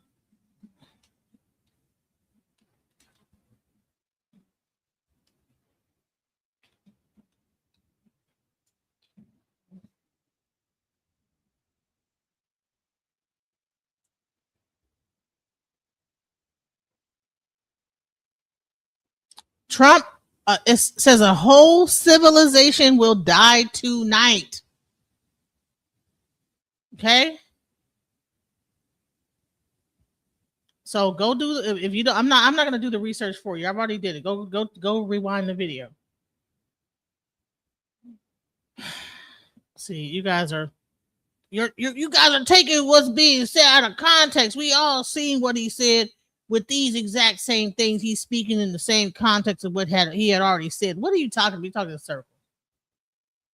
Right. When I saw that tweet, I was horrified. So am I. Like, I don't get it. People, he is not literally talking about wiping out the entire country. He says the entire civilization. How do you wipe out an entire civilization without wiping out the country? We've been And even if he's only talking about the country, the civilization, that means people. Before he Aaron Ray, what are you talking about? The tweet was unhinged. Exactly. I'm not for the guy, but I do remember the conversation he had on the subject, and everybody was taking. He did not have. Listen. First of all, you don't even make a declaration like that on Twitter. They need to remove his whole Twitter account. Why is all this stuff on Twitter? Like, why is a president on Twitter making announcements? Because that's his boy now. Elon Musk is his boy. They play like they're against each other in public, but behind the scenes, they're like, "Oh, thank you, Trump." I'm a staunch Army supporter, though. 20 generals have been fired. Right, exactly. And this is the real Twitter, because there's a lot of fake ones that have been going around saying things. Listen, everybody is talking about this. Alex Jones is up in arms. People have been up in arms, child. The Pope is talking about it. Everybody, where have you been? Come up out your hole where you been, man. Let's go. So in Trump's decision to remove President Maduro in Venezuela, or Trump's threats against Cuba and possibly looking for regime change in Cuba. Let me go to where he says people. They just care about staying in power, and they would actually get some sympathy through that. All right, so they what allow people who might. Look at it. Tuesday will be a power plant day and a bridge day. What president is going to announce this on Twitter? Why he just watch? Praise be to Allah, President Donald J. Trump.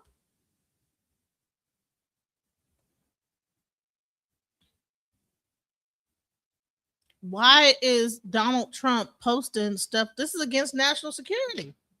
Look, if Iran or Russia, isn't this a threat to national security? If Russia or Iran hit somebody, please just don't hit Texas, man. Let me get up out of here. Right, so I can get the hell up. Dang. But Russia's threatening too, so it's like, oh no. I think Russia said something if anything should happen to Iran like that. So it's Donald J. Trump. All right, so it's real Donald J. Trump. Let me find his account, because they're trying to say, well, they could be a fake one. People are so retarded. Let me find the actual thing, because I really okay, this is his if it was account. fake, why is everybody reporting on it? Right, and why haven't it been corrected? The news should be able to say, hey, look, this is fake.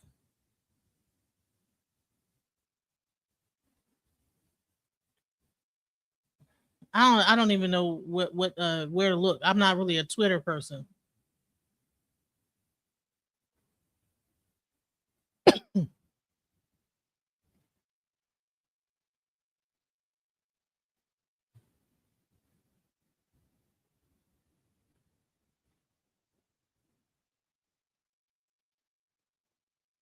I'm trying to find out the actual Twitter, the Twitter thing. But even this is unhinged right here. If this is what he posts, like Tuesday will be a power plant day and bridge day, all wrapped up in one in Iran. Who announces that they're going to attack, what they're going to do before they do it? That is not how any general moves. I mean, have he read The Art of War? I don't know. That seems kind of fishy that he would go on there cursing at you. I just don't buy it. Okay. That's his real. Could someone send me the actual Twitter account where he said that, the link? Because I'm trying to find it. That's some scary stuff. He's willing to just step on MFers. I do not hate Islam. I believe in religious freedom. So do I. That's what America's founded on. I use Twitter a lot. That's him. Okay, but what is the account? Because I'm trying to figure out the actual real account and not get the fake one. Because there's a lot of fake, you know. But then what about that Erica Kirk is a honeypot and all this other crazy stuff, a Mossad agent, like just so much stuff. Let's go. Identify a certain way to even start surgeries, and they get funding for their surgeries. They start the process, takes 4 or 5 years, but guess what? Then a Republican president comes in, and now all of a sudden, nope, we're not paying for your surgery anymore. You just stay like that the rest of your life. We get all of this going back and forth. Let's go back. Do you believe it? We haven't been briefed at all. We've been on recess. We've been wanting to come back from our recess to be able to end the shutdown for Department of Homeland Security. Now, just as a side note, when I covered the Clintons' deposition, I was able to meet this gentleman here, right? And basically, from what he was expressing to the crowd as we stood there before the Clintons and also the representatives from the committee, one of the points of interest is that once I'm not calling you that. I'm not saying the that. midterm elections come through and the Democrats win predominantly, the first order of business is going to be to try to impeach the president of the United States. So that gives you an idea of where we're headed. So on one track, we're headed to this war. And tonight at 8 p.m., things could really get out of hand. And then as a foresight, we see that the midterm elections are coming. We know that the president is really concerned about those, but it's going to be hard to navigate all of this because they're not on the same track.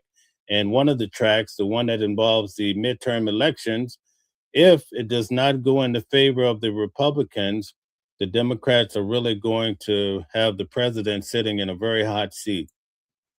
But in the end, we have not been kept apprised of any negotiations.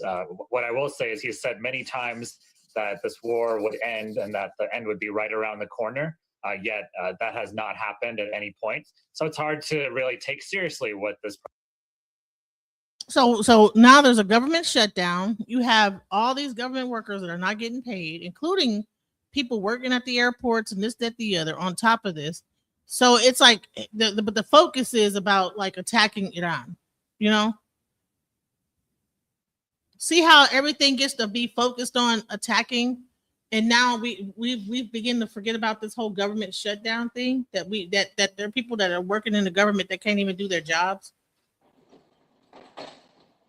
There's a lot going on. All this psychological operation BS that's happening, it's insane to me. People are taken to the streets as human shields in Iran. I'll vote ceasefire. Me too. Yes. I have to go pick up my daughter. Now, I mean, I could continue because, I mean, it looks like people are coming in to discuss. If anybody wants to come up, this is what I'm going to do is just play some more of this video while I go pick my daughter up and then come back. Because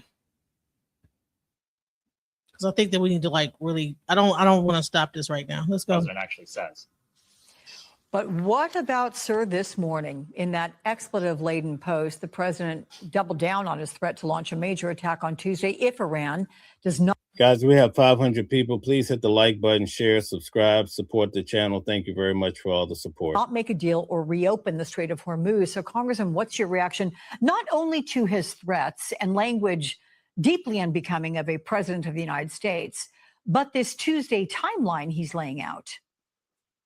Well, he set timelines before and then backed away from them. I will say this president from the very beginning has completely misunderstood this Iranian regime and Iranian culture generally. And that is very important. You're supposed to know your enemy before you get into a war. And he has not shown any sort of understanding of them.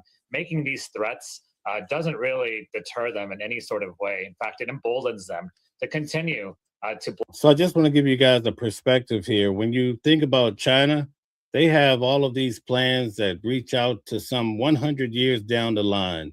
But here in the United States, because of our Republican and Democratic stances, we play tug of war. So now the Republicans are in, they have the strength. And now if Donald Trump loses his grasp with the midterm elections after starting a war, now the Democrats have to feel like they have to go and clean up what the Republicans have done.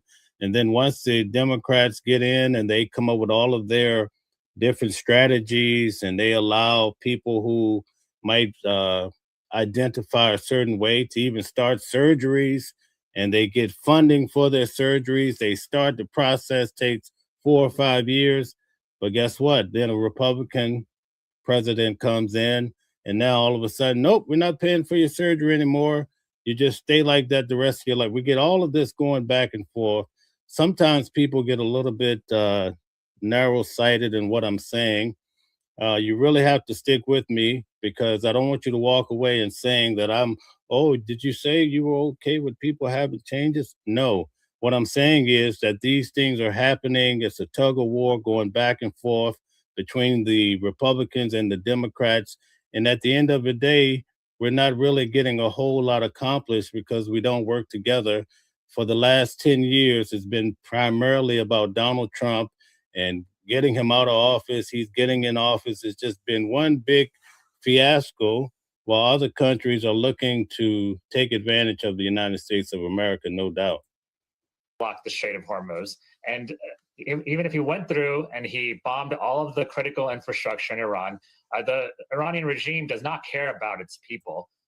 They just care about staying in power. And they would actually get some sympathy through this by him making life so much worse for the Iranian people and bombing infrastructure. So it just shows a real lack of understanding of how to approach this war from the very beginning.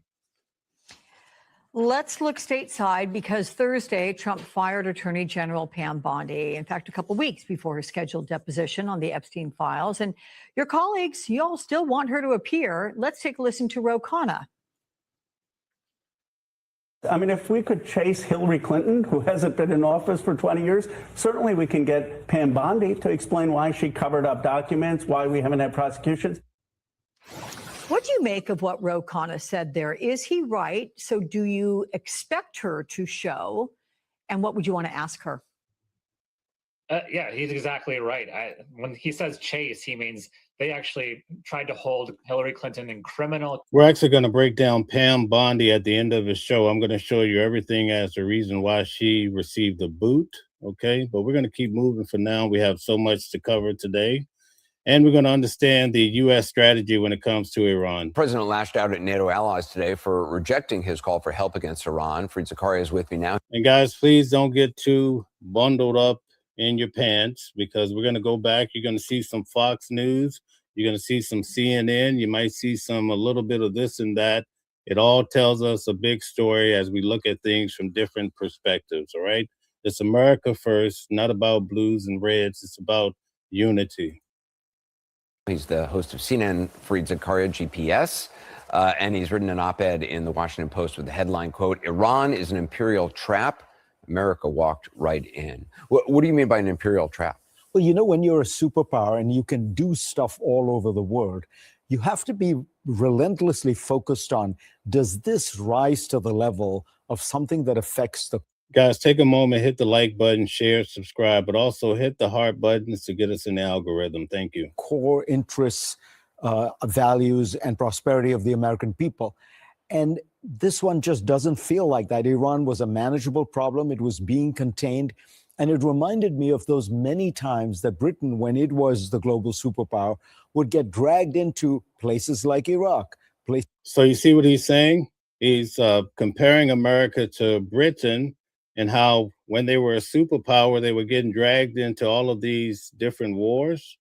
But notice what happens. It's like Afghanistan. And it's kind of squander away its superpower status while America and Germany were building their industrial might. And if you look at what the United States has been doing for the last 5 years, 3 wars in the greater Middle East, while China is building up its industrial might, the historical China is building up its strength, sitting back.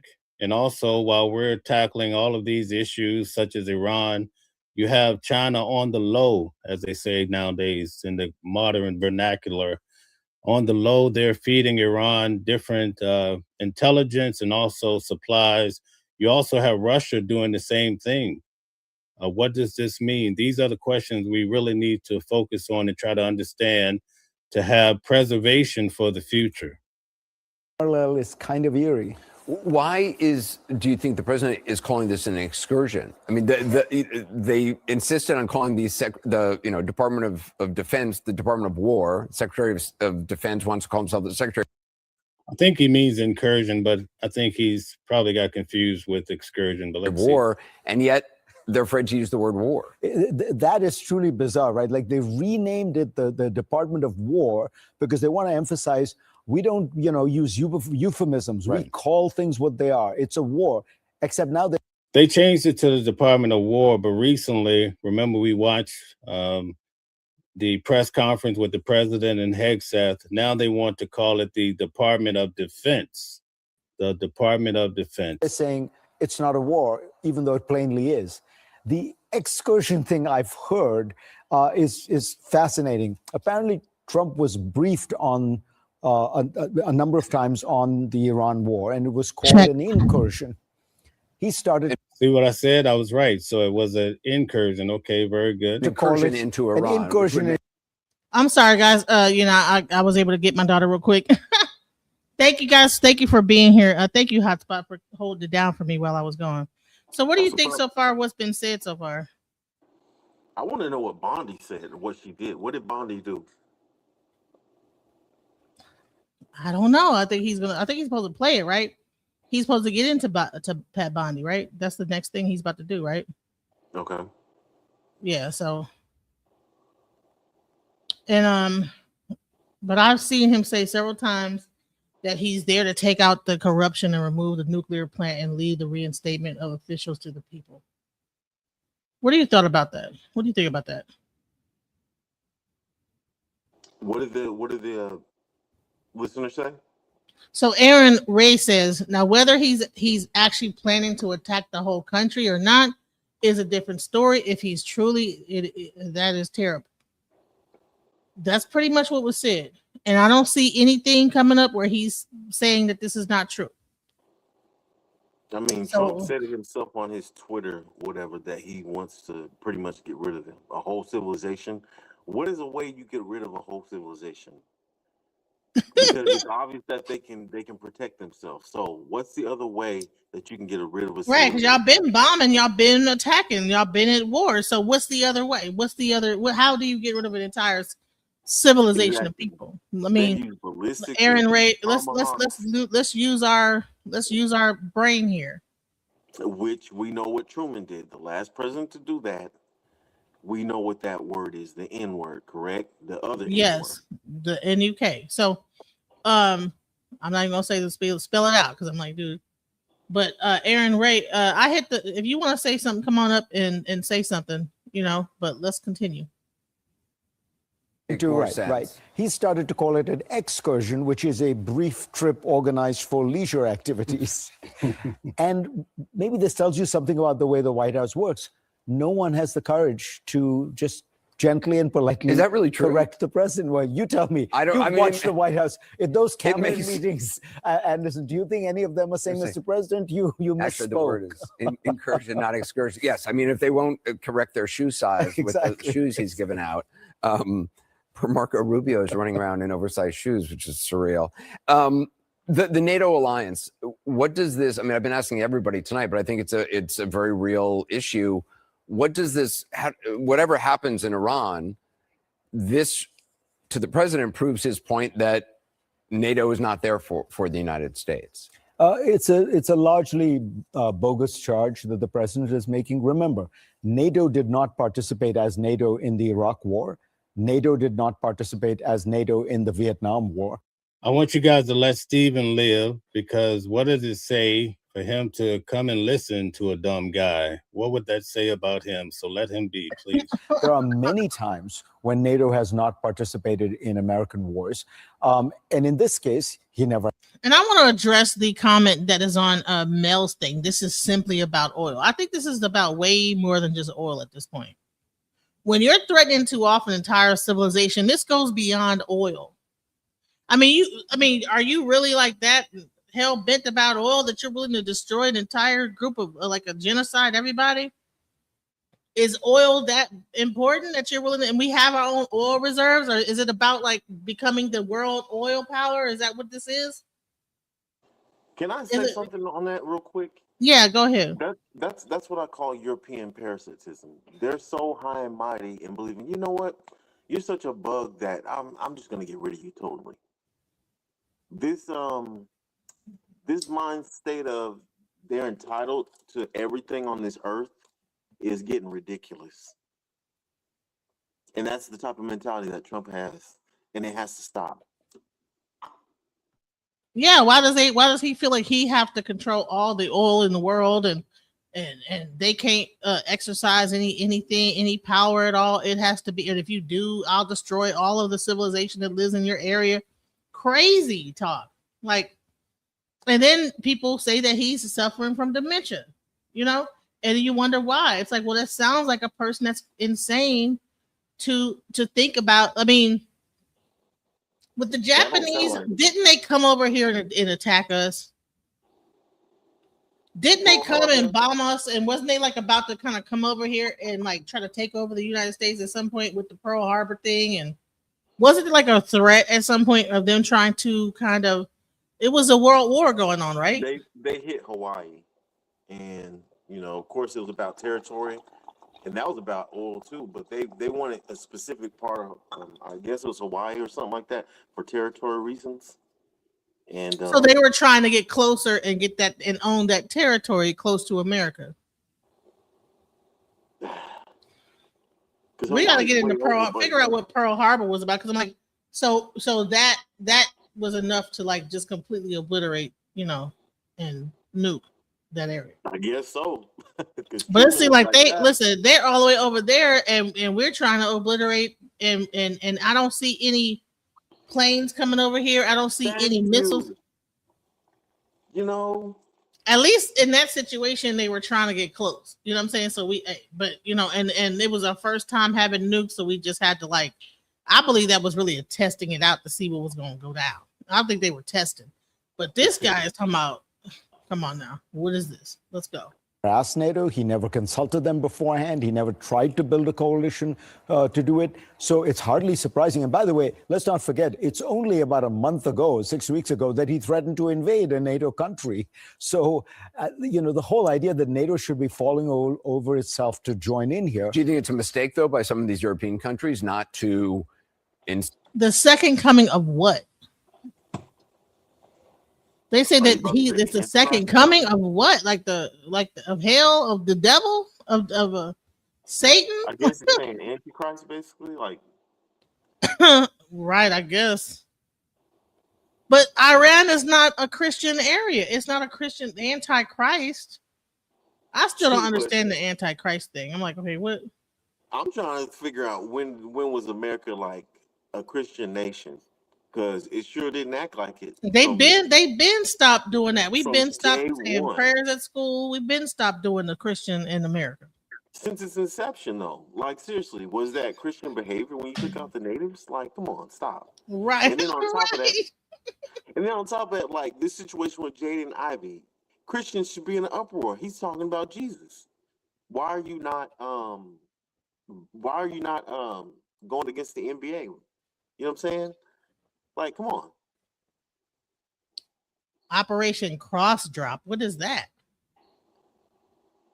It's a thing called Operation Cross Drop. The child is so much crazy. I've been purposely not watching this because I did not want to end up coming up on here talking about this whole situation because I already know. You know what I'm saying? But like this is getting ridiculous. Let's go. Some way render some kind of assistance to the U.S. in this? Well, look, if they are trying to manage their relations with the U.S., maybe it would make sense, and that's why the British and the French have been more willing.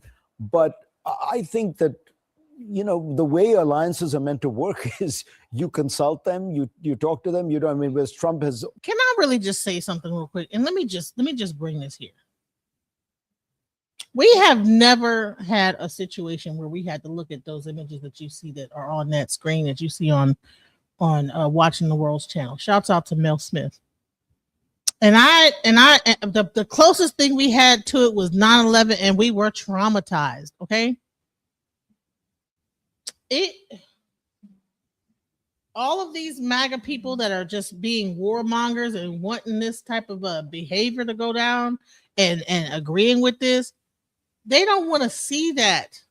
They're able to make these statements and make it seem like everything like, oh well, this, that, the other, and I don't agree. I don't believe it because we have never experienced it on our soil to the level that it's been over there.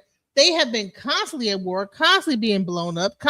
They're in a constant state of shell shock. I mean, I believe those people are probably traumatized beyond belief, just constantly in a war. I've always found that interesting how America goes over to the other territories, but none of the places never go to America, the actual American coast, country, continent. Now, I'm not talking about Alaska. I mean, not Alaska, but Hawaii. I'm not talking about Hawaii, but I'm talking about the actual North American continent. Why haven't Oh, because they all already the know other people done that? they scared, honey. We don't want the America is double the size of half these countries. Think about this. How small is Iran compared to America? Yeah, it's not big. It's like How what, two or small three is it? times? Like it's being a bully at some point. It's like 2 or 3 times size, I think, of Israel, something like that. But Come on. So and Israel is not even as big as Dallas, Texas. but Iran, These are like as small far little as countries that are being attacked in some kind of a way. It's like, why are we at the bullying people and but trying that to mountainous control them? terrain, And that mountainous terrain is crazy in Iran, though. That's the only difference right there. That's like, how are you going to tackle that situation? Because man, let me that's tell you something. I saw a video of the Vietnam, like how they had their traps set up was so crazy, it didn't even make any sense. They had things where you would step on something, the ground would open up and it would impale you. You try to get up out of it, it would stick you even further. You know what I'm saying? They had some elaborate traps in the Vietnam War. That's why people came back traumatized. Because they were masters at guerrilla warfare. We don't want that because they've been warring for Lord knows how long. You do not want to go into war on no guerrilla warfare situation with people that have been warring for years and years and centuries. And you know what I'm saying? The only thing you can do is drop a bomb on the person like that. You know what I'm saying? On a country like that's all you can do. it makes me cringe, though. Ah. Let's hear some more about what the political atmosphere is. Let's go. Book discusses how to wield power. To me, this is the opposite way of how to wield power because you are now emboldening and boosting the morale and bringing solidarity within Iran amongst an unpopular regime. And you've also alienated your allies. And so to what end? It's the opposite of power. I think this is actually a really good example of the book focuses on how Democrats fail to wield power when they've got it, and how Republicans abuse their power when they have it. And this is the perfect example of exactly that. And I think that this could be instructive for Democrats who often feel held back by the smallest thing, right? Any speed bump in the road, the filibuster, the parliamentarian, some random. I just did a search. Okay. How many Iranians live in the United States? So there's 750,000 Iranians. What do you think is going to happen if we nuke Iran? What do you think is going to be the outcry of these Iranian Americans living in the United States with family over there? What do you think is going to be the outcome? Here's my thing, though. If they do decide to revolt, okay, then let me get up out here. Let me be able to get out here. Don't just declare martial law and say, oh, no, you can't go anywhere. No, let me do what I got to do to what's best for me. Right. Let me get the hell up out of here.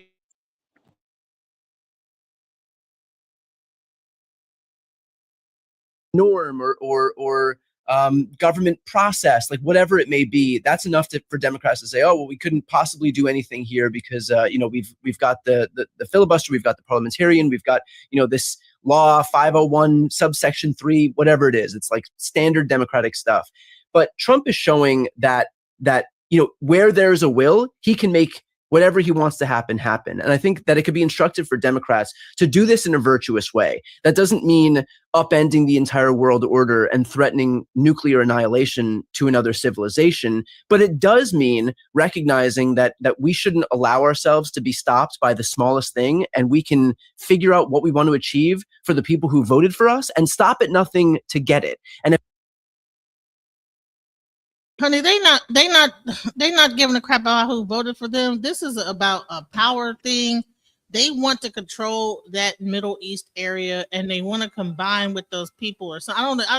I still quite haven't figured out the end game, but if that means that people can get healthcare, if that means that people could get some climate change legislation that actually has teeth and does something, if that means that we have education funding and infrastructure funding, if it means that we can expand the Supreme Court, all of those things are within our grasp.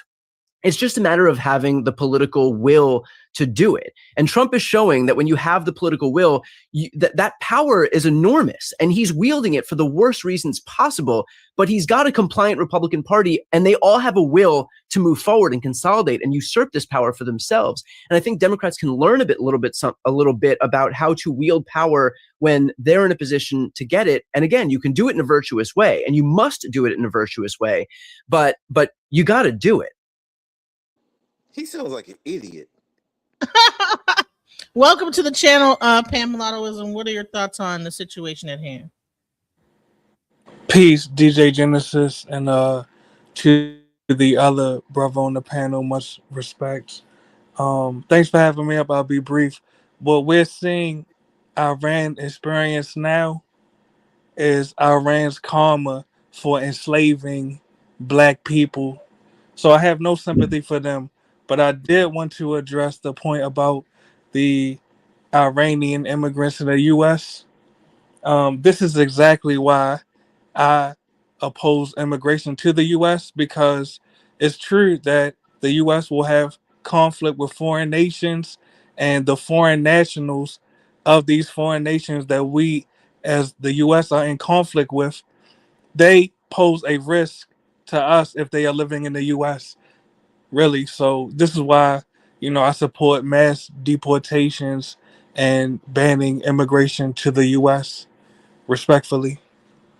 Well, it's too late now. They're already here. They've been here for years. So, I mean, Well, the ones that are not citizens, I advocate to mass deport them, and the ones that are citizens, I advocate that we monitor them. Really. Honey, all of our resources are being put to this war,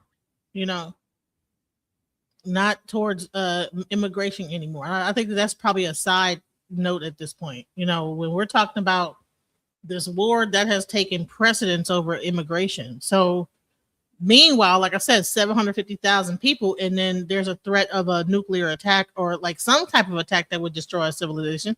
Maybe there's like some other weapon that they have that will destroy the civilization. I don't even know. Well, literally, you're bringing up. It might be something even worse, like that they have a, they have a. What is a MOAB? Is that the same thing as a nuclear bomb, or is that something else? Mother of all bomb. MOAB. Is it the same thing as a nuclear attack, or is that something else? Yeah, I think so. Yeah. Okay, so if I don't see any other way to destroy an entire civilization but a nuclear attack. It's going to cause a lot of chaos nature-wise over in that region. In our region too. What do you think happens when you blow when a nuclear bomb? It doesn't just affect over there. Listen, nuclear stuff is really creates like a plasma cloud. It's like a lot going on. It will affect our entire environment. We need to cut this out. That's why every time we do threaten nuclear stuff, it becomes like a thing where you start seeing all these anomalies. And I'm sorry, I do believe that there is a higher intelligence that is like monitoring. I mean, I know I sound crazy. I don't care.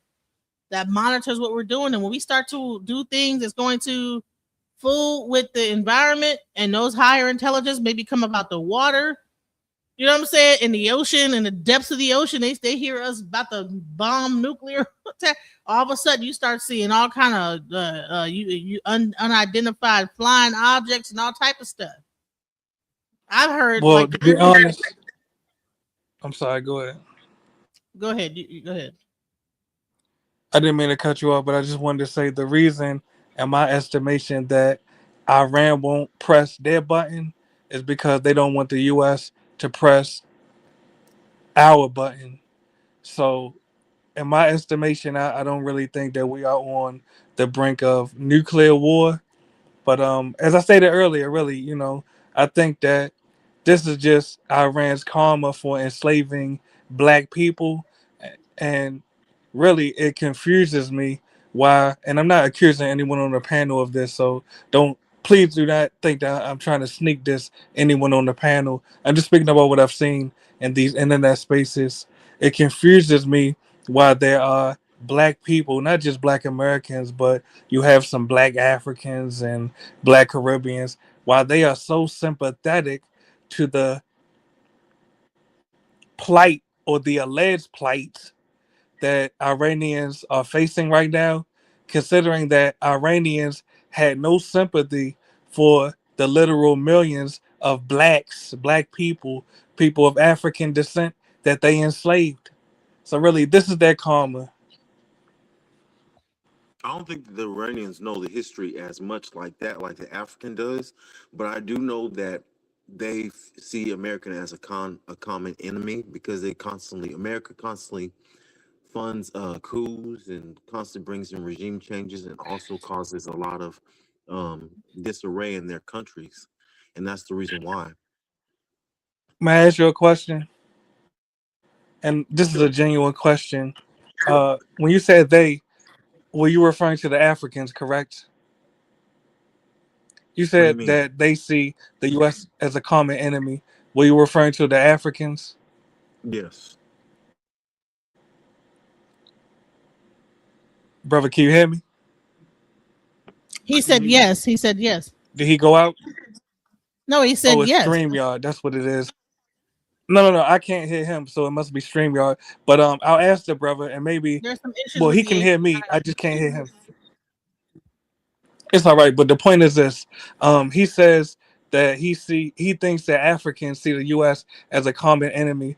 My question to him is: wouldn't it make more sense for the Africans to be neutral, because the Iranians literally enslaved them? So I can understand, But didn't in didn't theory, didn't that uh, didn't the United States enslave Africans as well? that's Like, the point I'm making. That's why it's it's important that all of allow it. me And to so it's complete not my like a sentence. bunch of people like having, like, no one is like having sympathy for anybody.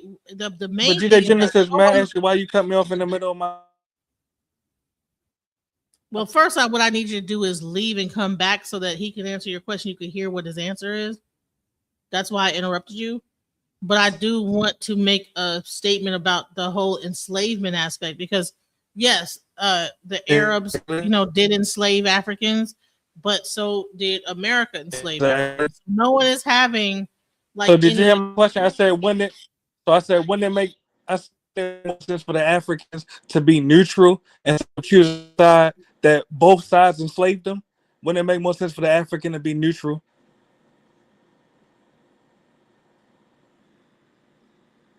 Well, you wouldn't be able to hear his answer anyway because you can't hear him. So You come want leave. me to you want me to answer that? No, I Can was you hear? asking you. No, I was asking you because you No, were can you speaking. can you No, I was can you asking hear? you. All right, I'm gonna drop down and come right back. I'll be right back. Yeah, because you asked him that question. You did. That was initially his question, and I'll answer it afterwards. So Okay, so it would be nice, but at the end of the day, America continues to do the same thing. So it's not like they're blind to the things that are going on in not only their lines but along with the world. And because they see that America is in alignment with the agendas of Israel, it kind of makes it hard for Africans to really rock with and be neutral, I should say, not rock with, but just be neutral when you see suffering of that magnitude, even though they're going through the suffering that they're going through and they're seeing it, but they really don't like the death and destruction that's going on with Palestine and all these other places, the West Bank and now Iran, especially when you bomb innocent women and children in school and it wasn't warranted. So that's the reason why. exactly. And I think that a lot of like Africans are also Jews, like Israel, from, they consider themselves to be Israelites and things like that, and and Christian and all this other different stuff. So I don't really know how to answer that question. It's a very interesting, like, you're asking about slavery. I think people are not talking, like, I think that when we talk about slavery, we're going back in the time of slavery, but people are experiencing things right now. There's slavery happening right now in Arab nations, And since there's you slavery mentioned it, happening right now in European all across. So it's like, are we still going to talk about like the slavery that happened in the past, and not address what's happening right at this very moment? and not only And that, that's but actually my but point. a lot of the nations in Africa are actually Islamic. That's another thing. So I'll stand back and let you talk. Well, brother, did you hear my question? I said, wouldn't it make more sense for the African nations to be neutral, considering that the U.S. and Iran both enslave people of African descent? In fact, even in North Africa right now, you have Muslims, Arabians, enslaving sub-Saharan Africans. I don't know if are Africans not being neutral right now. I mean, I don't see them jumping Well, into. you heard what the brother said. That's why I'm trying to ask the brother the question. Okay, go ahead. So go ahead. I mean, you would think, like I said before, you would think that they would be neutral, but like when she mentioned about the Islam and Christian, a lot of them aren't Islamic. There's a brotherhood there, so it just depends on how they view it. Regardless, they see a common enemy. Well, you just said it. They are Islamized, meaning that they have been colonized by Arabians, and this is part of the existentialist crisis that Africans are experiencing. They are always trying to choose the side of different colonists, whether it's the Arabian colonists, the American colonists, the European colonists, and now the Chinese colonists. Africans have to be self-sufficient and stand on their own. Really, they have to stop picking sides between different colonists that will only exploit them in the end. Matter of Right. fact, So they're being exploited now. I wanted to like remake my point, because I think that you might have missed it. You might have heard, you might have seen that I had like this post up here and didn't get like the context of what I'm saying. What I said, and this is not me having me being what's it called, like sympathetic or empathetic. Well, actually, there is a certain level of empathy I do have for human beings that have nothing to do with this war that might be attacked. I'm an empathetic person. I can't be like, I'm not like a stone wall. But I'm just saying is that when you have 750,000 Iranians living in America and you bomb their family into annihilation in their original homeland, what do you think is going to happen with these 750,000 Iranians? The same thing Yeah. with Mexico. Say if we dropped a nuke on Mexico that destroyed all of Mexico, what do you think would happen to the immigrants that live in America after you bomb their whole entire country in Mexico? What do you think would happen? And that's actually initially the first thing I addressed when I came in. This is why I support mass deporting the Iranians and denaturalizing the Iranians that have U.S. citizenship. Those that we cannot deport and or denaturalize, we must monitor. Right. Just So exactly for the reason that you just said.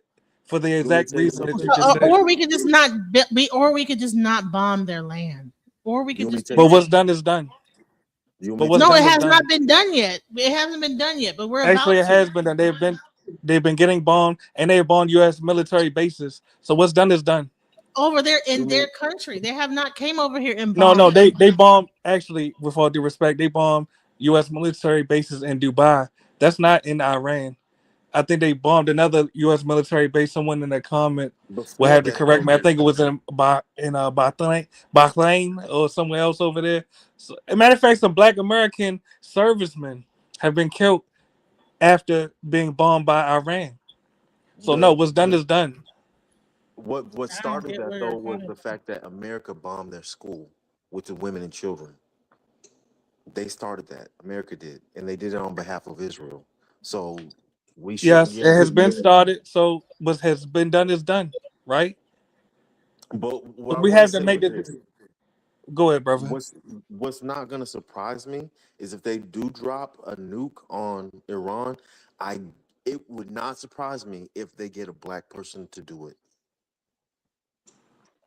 on And purpose to be and let me say physical. this: that would be that karma for But enslaving black people. how would a black person drop a no?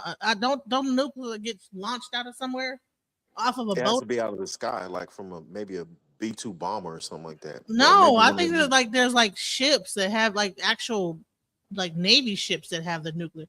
I don't But I know. know, I want to but address this point though. I want to that's address more this point, sophisticated. brother. If they get a black person to bomb Iran, wouldn't that just be an eye for an eye because Iran enslaved black people?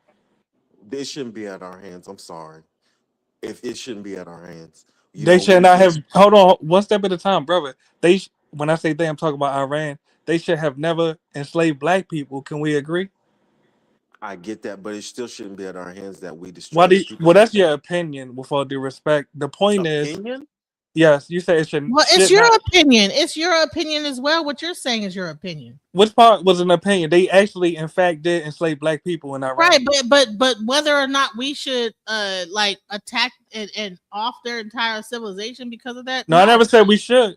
That's what I'm saying, That's DJ doing Genesis. the deed Hold of on. Let's have an organized dialogue, DJ Genesis. You don't even know my stance, but you're against me. My point is, Iran literally, not in my opinion, Iran literally enslaved black people. So in response to what the brother just said, if a black man is the one that bombs Iran, I would never have any sympathy. I would actually see it as Iran's karma. It would be poetic justice, okay. respectfully. We're going backwards because think about it. America has told us that those are our enemies. Iran is not my enemy. That Did they is, not enslave black people? they still aren't. They still are not my enemy. I live over So here in the hold U.S. on, one step at a time. This So the enslaver of black people is not your enemy? I'm asking. the American people slave us every day. So what are you talking about? And you would say that they're your enemy. The enslavers are our enemies, right? So don't you think I should rise up against America if America is technically my enemy? You have a right to do whatever you want to. But the So point is, our that brother, one step at a time. I'm trying to answer your question. Our actual ancestors really did rise up against the enslavers and fought in the Civil War, right? Right or wrong? Meaning that our ancestors did. our ancestors saw the enslavers of our people as their enemies. So I'm asking you, why that same logic does not apply to the Iranians? Today they are not my enemy. I'm No, sorry. I'm I asking can't why rock that with same that. logic. I'm asking the You question, bro. can't. You I'm can't get asking a me to question. spill somebody else's blood who is not No, my I'm enemy asking when a somebody's question. telling me they're my enemy. No, I'm That asking a makes no question. sense. I'm not telling you anything. I'm asking you a simple question. If you can agree that the enslavers in the US, the white enslavers of our ancestors, are our enemy. You can agree to that. I'm asking, why doesn't that same logic apply to the Iranians that also enslave black people? Because it's not about what we want for ourselves. It's about what others want for themselves. Hold on, did you hear the question, brother? It's about resources. But And brother, so because they hold on, have, did you hear the question I asked you? I just answered it. No, So you that's what I'm didn't. telling you. No, brother, I you're just trying to did. deflect. I'm asking a simple No, question, I give you a brother. straight up answer. You did not respond to what I asked you. I said, since the enslavers in the US, the white enslavers of our ancestors, you agree that they are our enemies. I'm asking why that same exact logic does not apply to the Iranians that also enslaved black people. Because, like I told you, it is about what the oligarchs want. I didn't No, mention I'm asking oligarchs, you but about this is their no, war. brother. I'm asking you about your stance, not the white man's stance, not the white man's gaze. Really, I'm asking you. You have a brain. Really, I'm asking you as a man. I'm asking if you can agree that the whites that enslaved our ancestors are our enemies. Why doesn't that same exact logic apply to the Iranians that also enslaved black people? Because this is their war and this is their enemy. Leave I it didn't simple. ask you about them. The white man's not your daddy. I'm not asking you about the No, white I'm man. giving you a straight up answer. No, I'm asking you about you. You telling me about the Hold on, white man. Do you realize that? hold on. No, Pamela. Do you realize You're, that? I asked you about your stance. You told me about Pamela. the white Stop, man. Pamela. Stop. Repetitively, I'm asking you as an Can individual you hear man, me, as a black Pamela? man, Can you hear me, the whites Pamela? that enslaved You're our. talking through me. Can you hear They me? are our enemies. Why doesn't that same logic apply to the Iranians that also enslaved black people? Because this is their war, and Brother, they're telling me hold on, do you realize? they are my No, stop enemy. These interrupting. people You are not asked him my a enemy. question. He's answering the question. These Answer the people are not my question, enemy. Hotspot. I don't understand. Go ahead. Go ahead, Hotspot. It's their war. It is them telling me that Iranians are my enemy. How? When this is their war. So I'm not going to involve myself in that. That's why it's important for a lot of black people. Hey, don't send your children into the military because they're going to send you over there to fight a war that is not your war. This is what we talk about all the time. And the Iranians they enslaved the Ethiopians. So if the Ethiopians want to fight the Iranians, let them fight their war. Let the Tanzanians fight their war. Let the Mozambicans fight their war. They were attacking East Africa and enslaving those people. Like, so if they want to go and join the war and do Can you all hear that, me? I don't understand why we just got moved into a conversation about I'm gonna drop down and come back. slavery. I can't hear you. I don't understand how he always comes here and brings this thing about slavery and this, that, the other. And it's like, this is not even about slavery. This is about a war that we have nothing to do with, the Israeli war I think it's because I between asked the question. Israel and Iran. It has nothing to do with slavery. It has everything to do with Israel and Iran. And somehow America's been brought into it.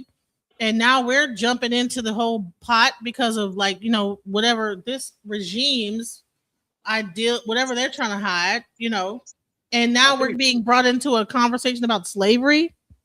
I don't understand. I think it's because I posed the thought of, it would not surprise me if a black person, was given the orders to nuke Iran at the hands of And a black person. brother, That's can you what's hear me, going on. brother? Are you able to hear me? Yeah, I can hear you. Do you realize every time I asked you about your stance, you brought up the white man? Do you realize that? No, I didn't necessarily bring up, This but is I the was white man's saying, war. This is not our war. right. It's Yeah, not but I our asked you war. about your stance. I didn't ask you about the white man. Do you realize that? That's my stance. Well, his Our stance people, is that it's a white man's war. It had nothing to do with us, black people. And Well, DJ Genesis, can I address you? That's why Ethiopia is not jumping into it, because they're the ones that was enslaved. What the heck are you what are we talking about here? Now, DJ Genesis, can I have a dialogue with you? Because with all due respect, and I'm not trying to attack him, he views himself through the white man's gaze. But you're older than him, you're more mature. Let me have the dialogue with you. Now, you can agree that the whites that enslaved our ancestors are our enemies. I'm gonna ask you, DJ Genesis, why doesn't that same exact logic apply to the Iranians that also enslaved black people? I don't think that every white person is my enemy. I'm sorry. I never said they were. I said the whites that enslaved our ancestors. Okay, well, that could have been, my grandfather. You know what I'm saying? Exactly. So we can agree that I the don't whites. see him as my enemy now. I don't see it that I'm The whites. actually an offspring of him. So therefore, So is just so he I'm my clear. enemy now? He's not my enemy. I'm an So DJ offspring Genesis. of slavery. So we're DJ, in 2026. We're exactly. not in Let's talk about today. Let's 1952 talk when about today. slavery was going DJ on. Genesis. We're in, like, how many years? 200 years later. Exactly. Just like they have to Now, move 28 years later. Then DJ 28 days Genesis. later. Sis, please. We're 200 I'm trying years, to have. 400 years later. Go I'm ahead. trying to have a sensible dialogue with you. Right, but you don't have to Whether, interrupt me while I'm talking. You let me make my point, and then you make your point afterwards. You don't have to interrupt yes, me. and let's Let not me have a make my hold on, contentious. stop. No, listen. All right, Let go me ahead. make my point, and then you make your point. You don't have to interrupt me throughout my point to cut in. All I'm saying is that I don't believe the white man is my enemy. I believe that the people in power are doing the wrong thing. Like, I don't think this is right what they're doing, because at the end of the day, I'm a person that believes in humanity. I don't think that any way. I believe that when you drop a nuclear bomb anywhere in the country, in the world, that you destroy the environment, the earth, everything, and then that it has ripple effects. And so I get, like, slavery is just a small aspect of what really can go down if you drop a nuke. Okay. So when you're talking about destroying an entire and genociding the entire thing over what? Over, I don't even know what the issue is, or why are we even doing this? Like, why is our government doing that? To bring it into slavery, which is like if we want to have a slavery war and go and battle against the people that's going to be a separate entire uprising. This thing that's happening right here has nothing to do with slavery of black people. This has everything to do with people in power trying to have more power and control more resources. And the moment we get that through our heads, then we can have a logical conversation. This is not about slavery. This is about resources. Go ahead. Yes, and whether you say that they are our enemies or not, your own ancestors literally fought in the Civil War, killing white slave owners, meaning that your own ancestors saw them as an enemy. So I'm asking a very simple concept. These same Iranians that also enslaved black people, why doesn't the same exact logic apply to them? America just Hold on, abolished no, that was the slavery. DJ sentences. No, brother, please let her answer. Why does what exact logic does not apply to them? That they're our enemy, that Iran is our enemy, that are black people over here. All right, so then that's Pan-Africanism. If we want to say that, okay, then all right, so now we're getting into Pan-Africanism. All right, so should we feel that Iranians and white people are our enemy because they all were involved in the slave trade? So the Arab countries all throughout Iran, Iraq, certain aspect all throughout Europe that was involved with the slave trade, whether they were enslaved us as Africans over here in America, or they slaved us as Africans in East Africa and West Africa. Well, that would actually have to adopt a Pan-African mindset to say that if anything happens to us across the board, we should care about it, right? Now, doesn't that make sense? Right. So Exactly. but that's not the conversation that we're having right now. What we're having a conversation of is that you have a president right now that is willing to drop a bomb or some kind of weapon that is going to destroy an entire civilization of Iranians that have nothing to do with the slave trade of like the 1900s, 1920s. They might be the offspring of it. Who knows? I don't know. But there's also 1.8 million Afro-Iranians in Iran. So who else? So it's not going to be just only white Iranians that get affected if there is a bomb dropped over in Iran. It's going to be a lot of African people that you speak of, black people that you speak of, that will be awful. Also, will be dead. So, And it's all so wrong. we're talking about a landmass of people where people are living at, black, white, everything. So you can't just only make it about like, oh well, I don't care because like if Iran was only the enslavers living over there, okay, we could have this argument, but no, it's all types. There's even Americans that are living over in Iran. So why would we say we should drop a nuke over there? Because Well, I actually Not can even just respond a to that. nuke. That's The crazy. Americans, I'm trying to answer the question. The Americans that are in Iran and the Afro-Iranians that see that they're subjugators, which is the non-Afro-Iranians, they see that their subjugators are under attack. My advice to the Americans and the Afro-Iranians in Iran right now: get out the paint, really. Find a safe place where you can seek refuge. Get out of that land right now because karma is coming and you don't want to get caught up with the non-black Persians. Really. They it's reap what they sow. 800. Listen, there's okay. You listen by 8 o'clock. So now it's 4:26. He said by 8 o'clock. Now I'm not sure he's talking about Eastern Standard Time, Central Standard Time, but we're already down to 3 hours, 3.5 hours to this whole thing's supposed to go down, right? So Trump you're is on the telling East me Coast. 800 to 1.5 million Go somewhere safe. Yes. Go somewhere safe. Afro-Iranians are supposed to mobilize and be able to go It don't somewhere work safe. like Yes. that. Go somewhere It- safe. Yeah. It don't work See, like that. you are not even living, thinking in normal. If there's no such thing as safe, if a nuke. Well, can I give you an example of what I mean? You remember when 9/11 took place, the Arabians, the Muslims, they didn't say, you know what, we're not going to bomb this building because there's black Americans in there. No, they still bombed that building. No, they didn't. Black Americans America lost did their that. lives. You need to do some America did that. research. No. Well, I know you want to get in conspiracies. No, I know. it's not conspiracy. There, listen, we It's a don't even fact. know if that thing was even bombed. All right. Because you do some research, you'll find that place it was a controlled demolition, but that's even deeper. Well, what's going on in Iran? That's a controlled demolition too. So the Well, blacks need to stay out the way. The black Iranians need to stay out the way. But you're not being realistic. I'm telling the truth right now. But you're telling a truth that's not realistic. You are living unless you have some kind of portal where they can all run through all 800,000 of them, 1.5 million. I don't get what you're talking. You are talking out of. Well, I said go somewhere safe. Really. Go somewhere safe in a nuclear bomb situation. Where somewhere safe? Go somewhere safe. You can't even go underground. You can't even go underground in a nuclear fallout. What are you talking DJ about? Genesis, my point is. Hold on, no. Listen. All right, go ahead. I don't think you understand nuclear situations. Like, what are you talking about? Go somewhere safe. Well, I'm trying to respond to you. What I'm saying is, well, you're not being realistic, sir. You're saying that I'm trying to nuclear respond to you. fallout.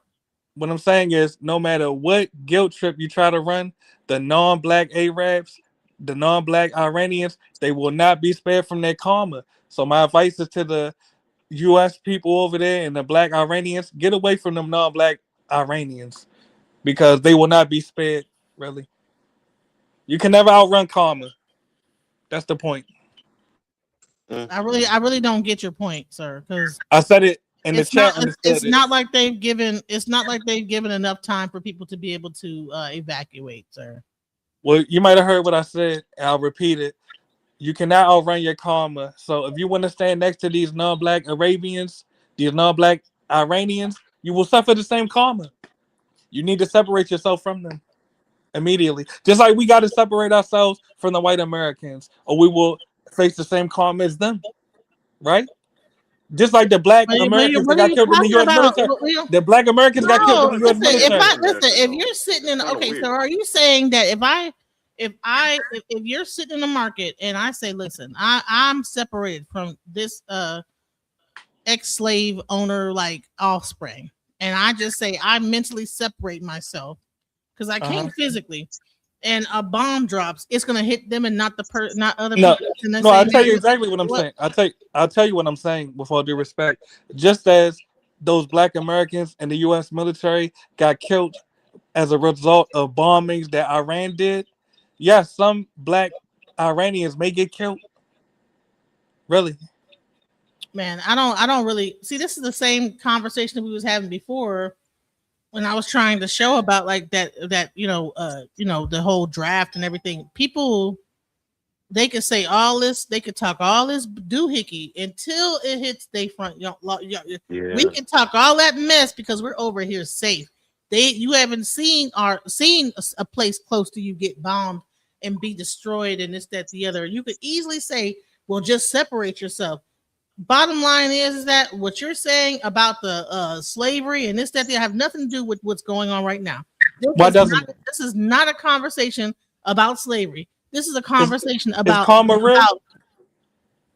Life is precious, man. No, I'm asking DJ Genesis because she practices EFI. Is karma real? Hold on, but let her answer. Let her answer. She's a host.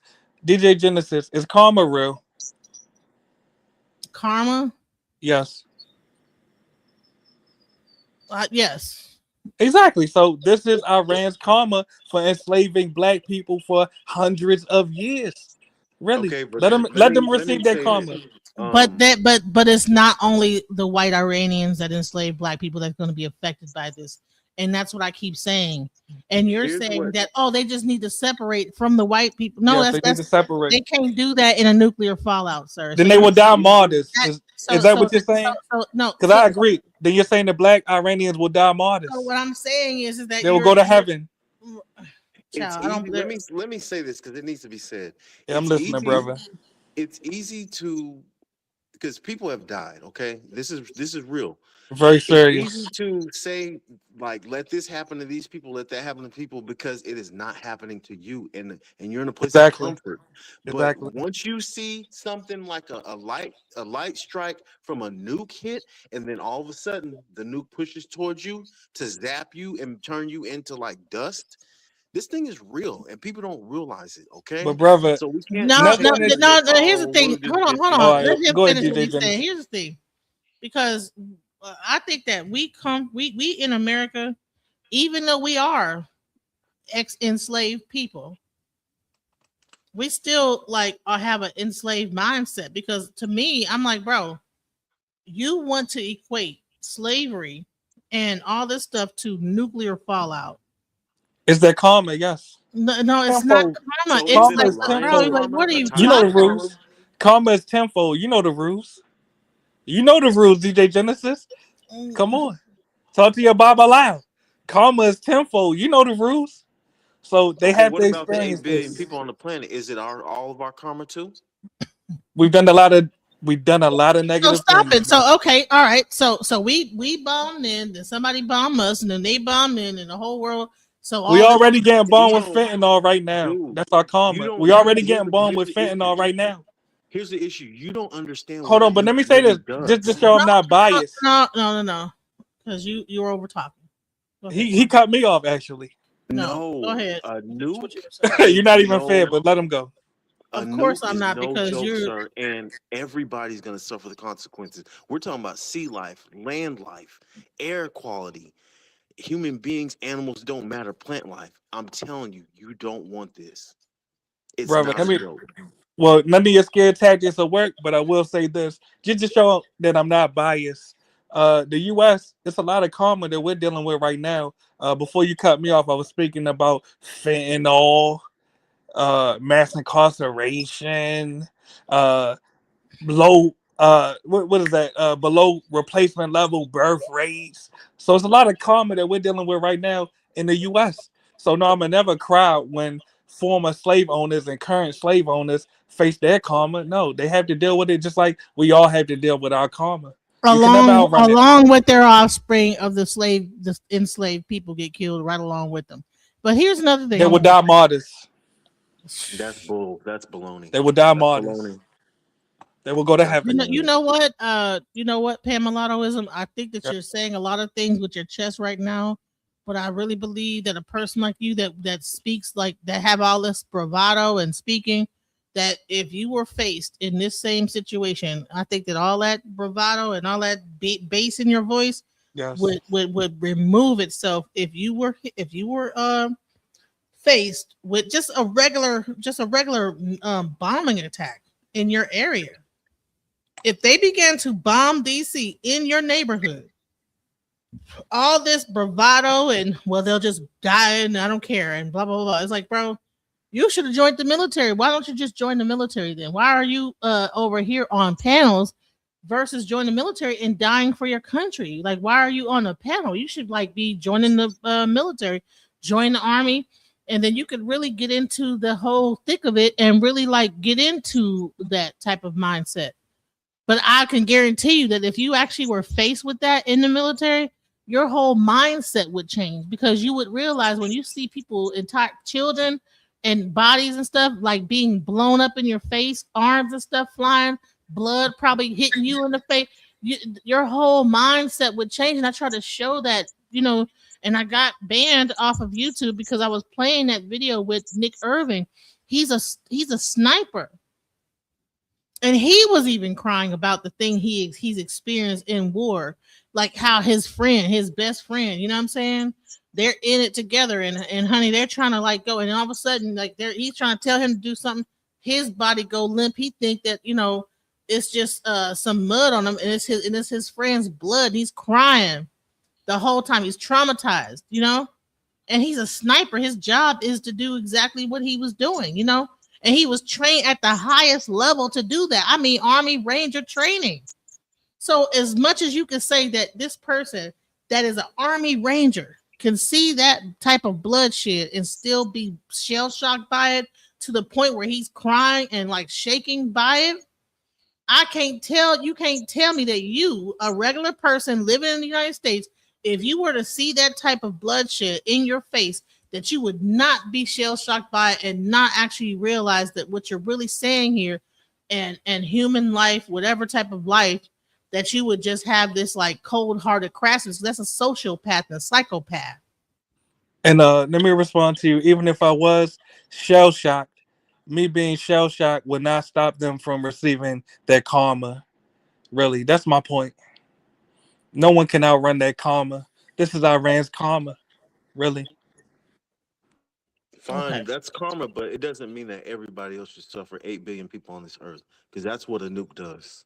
Thank you. You It's know, not a their joke. karma becomes our karma when that cloud goes across. That's almost like when a volcano burst open and destroy entire civilization.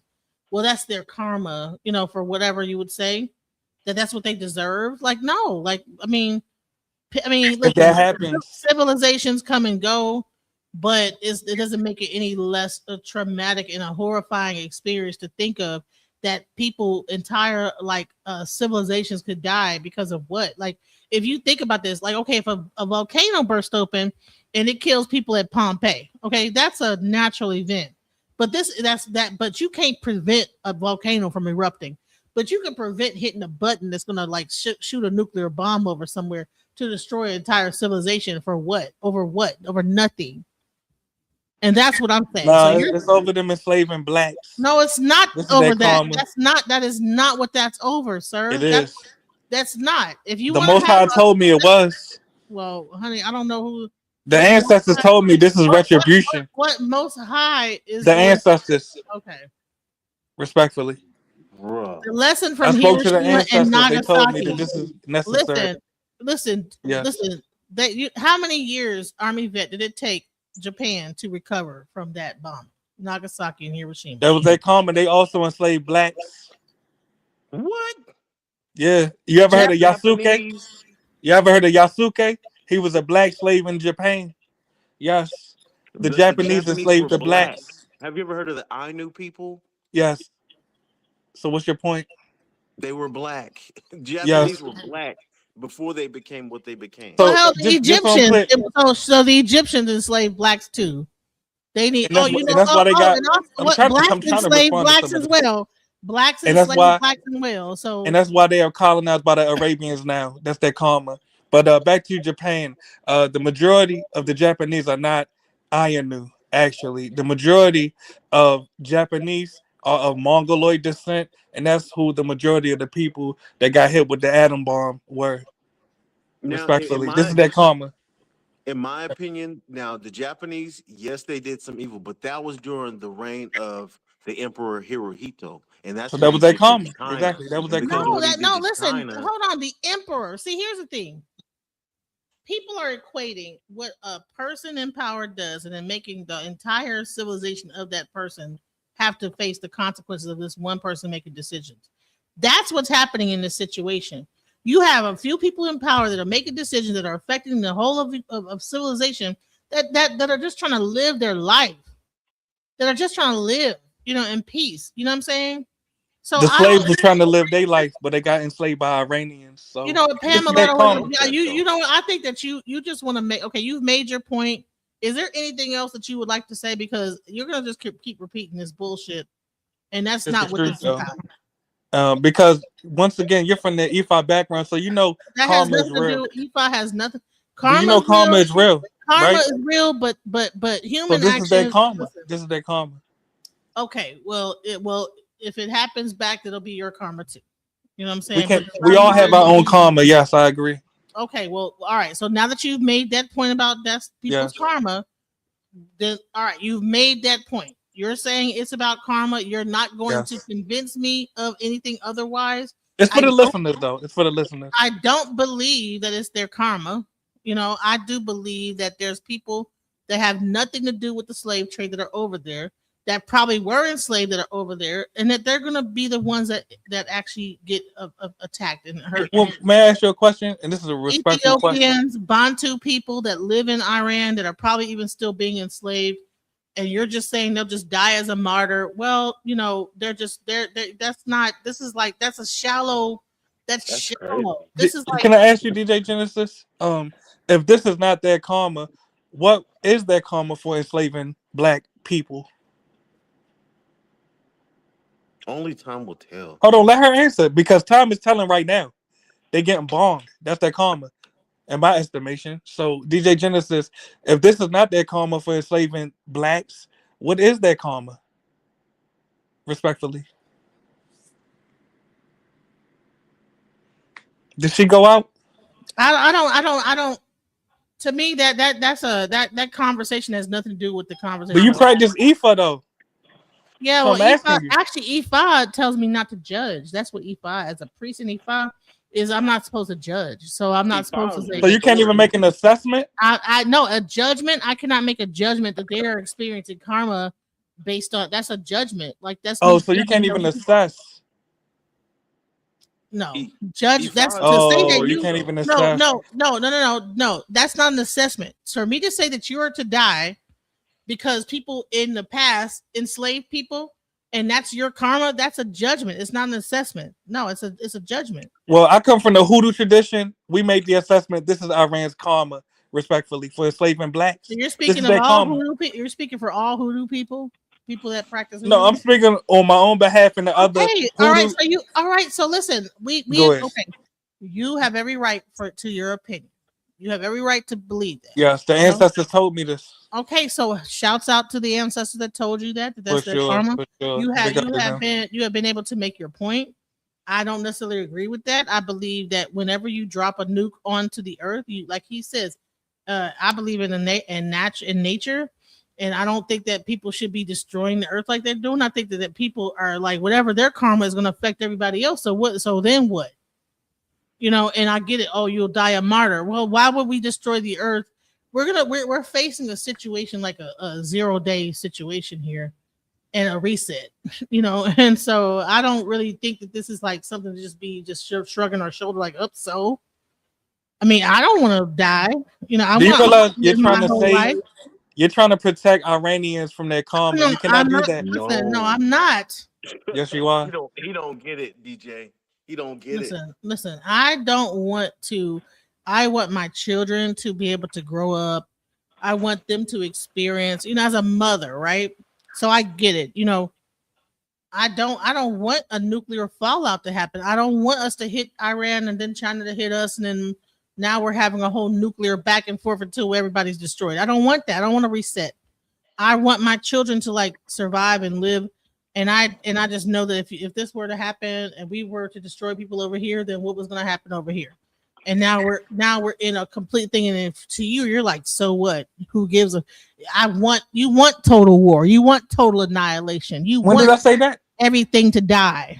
That's gonna what you lie said. on me? No, that's exactly you said. It'd be everybody's karma. We die martyrs. That's what you said. That's not what I said. No, you said they'll die Actually. a martyr. So if they I die said a they martyr will- and they hit us, then what will we die of? We'll die martyrs, right? We No, were what I enslaved. said was, with all due respect, no, I never said I want complete destruction. No, I never That's said what will that. happen, What sir. I said, You are not looking at the whole picture, sir. yo, I'm trying to, but you keep cutting me off, so you don't No, you're understand my trying to stance. keep pushing your opinion. No, what I'm saying is, and with all due you respect, think that it's we'll only go ahead. about one thing and not about everything. You No, are not looking at the and whole I thing. actually, can I repeat what I said verbatim earlier? Because I already addressed I what don't you want just to said. hear the verbatim. You No, said it's not about enough. karma. It's not about karma, respectfully. What I Okay. said was, respectfully, and hopefully this will trigger your memory. What I said was the reason that Iran has not pushed the button is because they don't want us to push the button.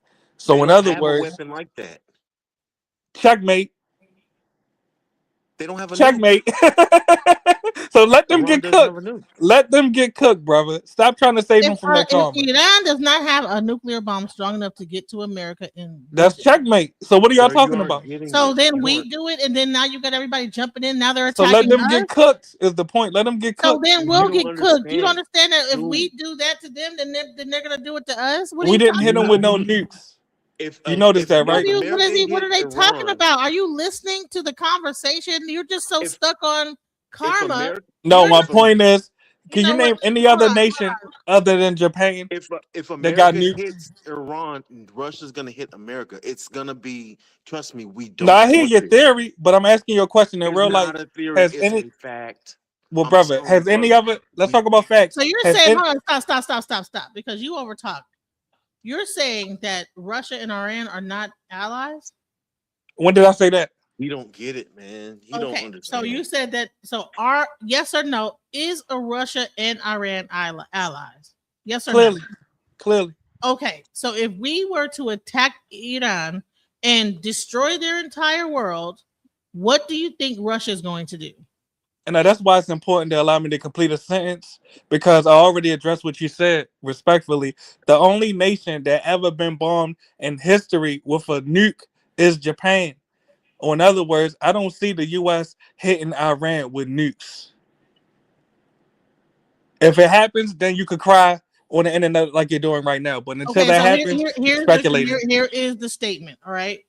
So the last time an American president threatened to annihilate people, they hit them with a nuke. So only thing we have to go on is history, right?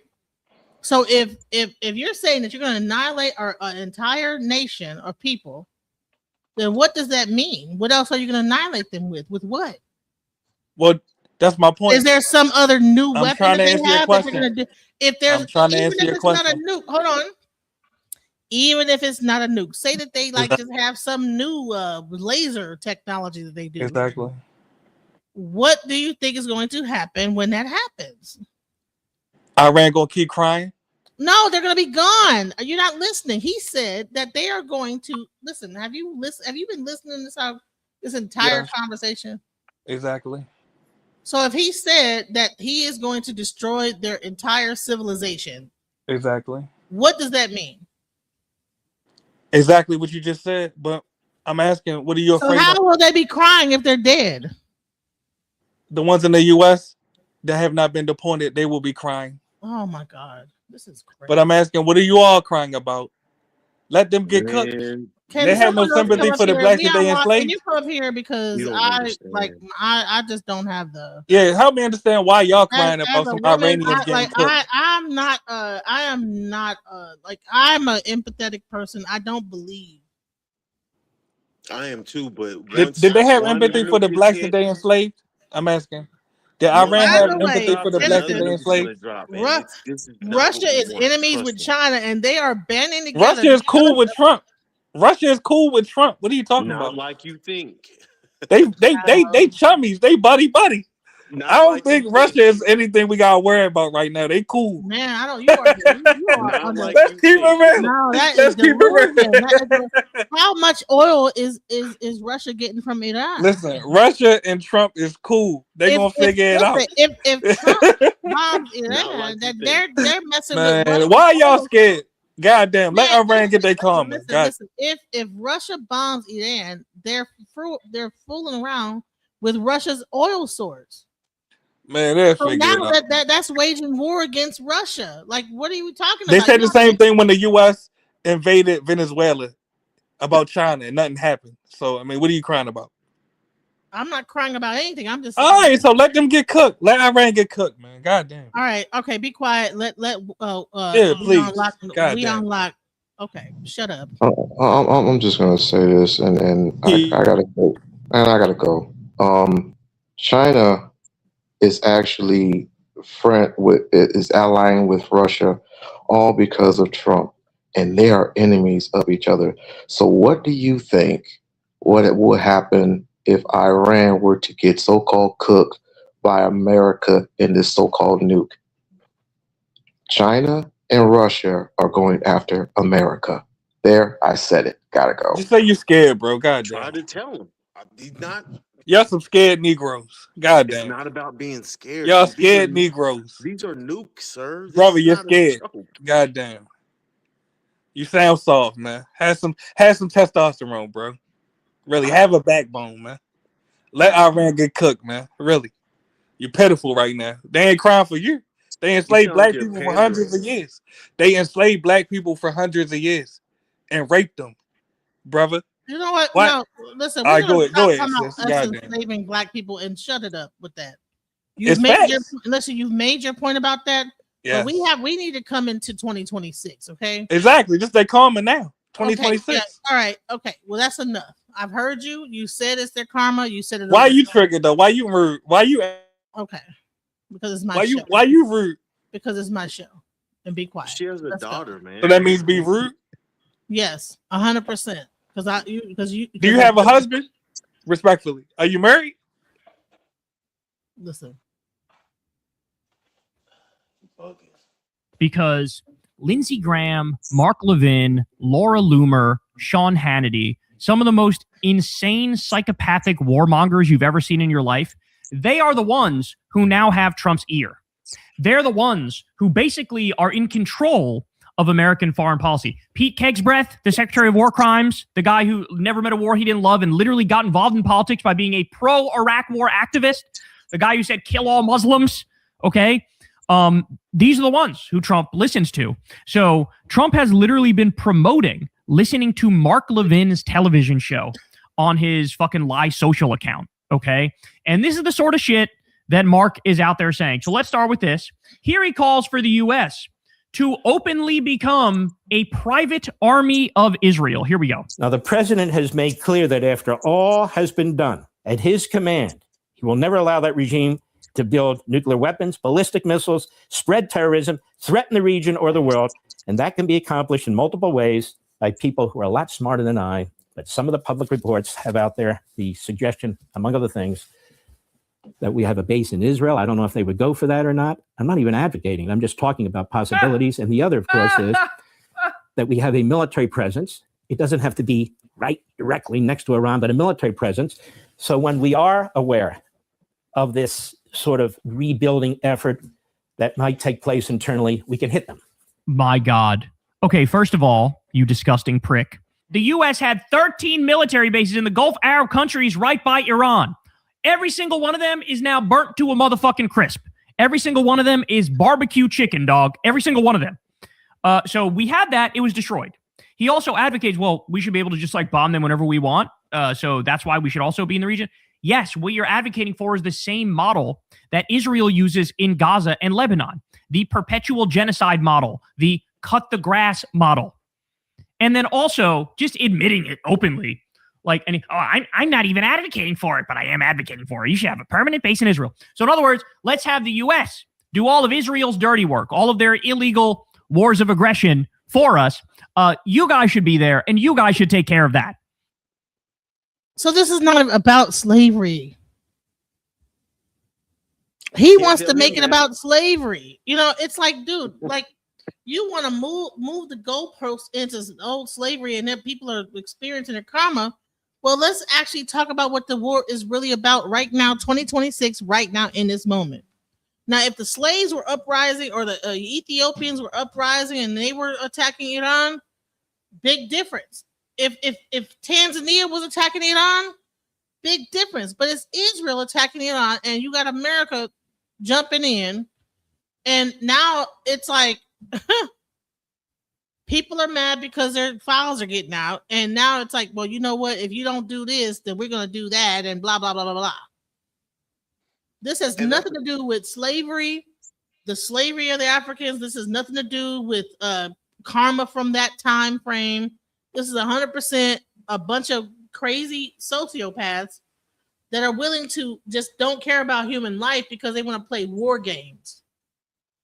And that's they the want to thing see about if their new weapons that they came out with is going to work. That's what it sounds like to me. And that's the thing about it, DJ. You know, Netanyahu wanted to extend its borders of Israel. And that's how we got in this mess in the first place. And Trump listened to him, obviously. The people who are his advisors are pathetic. Because now it's gone to a place of no return. Thank you.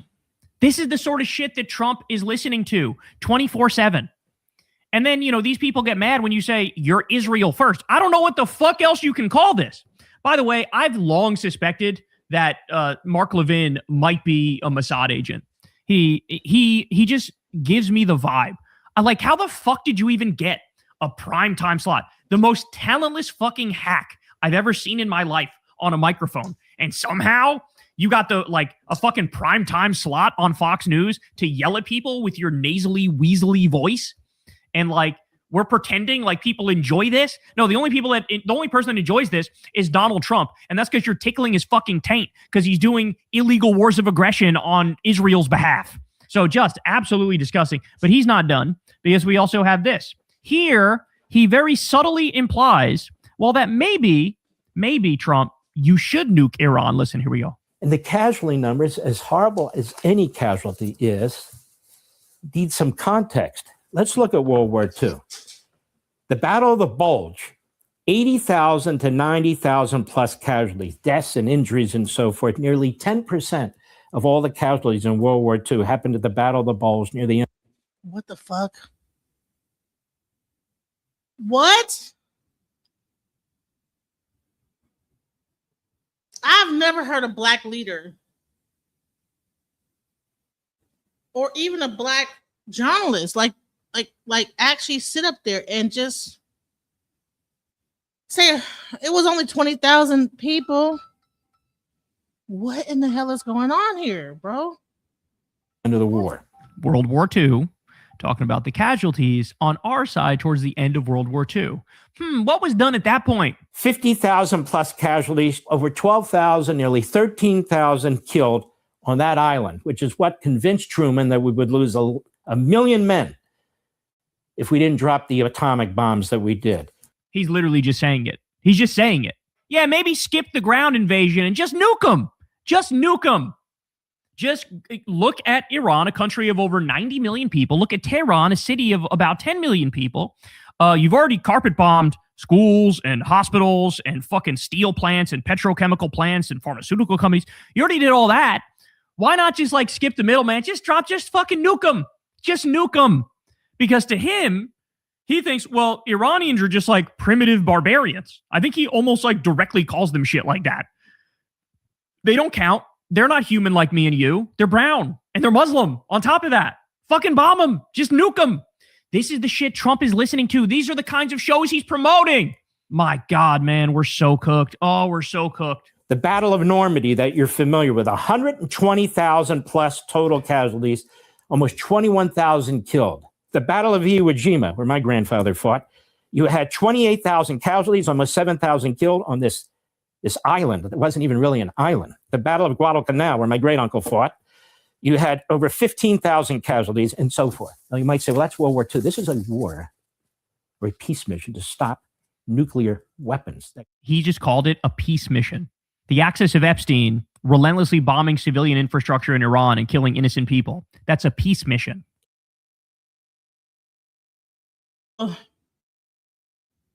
Mr. Mbosiki, Mr. Bosky, long before Trump was in politics, mentioned we need to take over Iran because our government destroyed it and made it a terrorist regime. Well, that doesn't mean that we need to so now we should nuke them? Like, what are we saying here? Welcome back to the panel. I know why you had to leave because I know you can't even take it. You know? No. I don't think it. No, my wife came back, so I only got a few minutes. But needless to say, Trump's stupid. He issued a threat vis-a-vis by tweet. Did you see the tweet? Yeah, that's what we're talking about. Okay. So that's the whole thing this conversation is, and we're like 3 hours away from this supposed attack that he's about to do.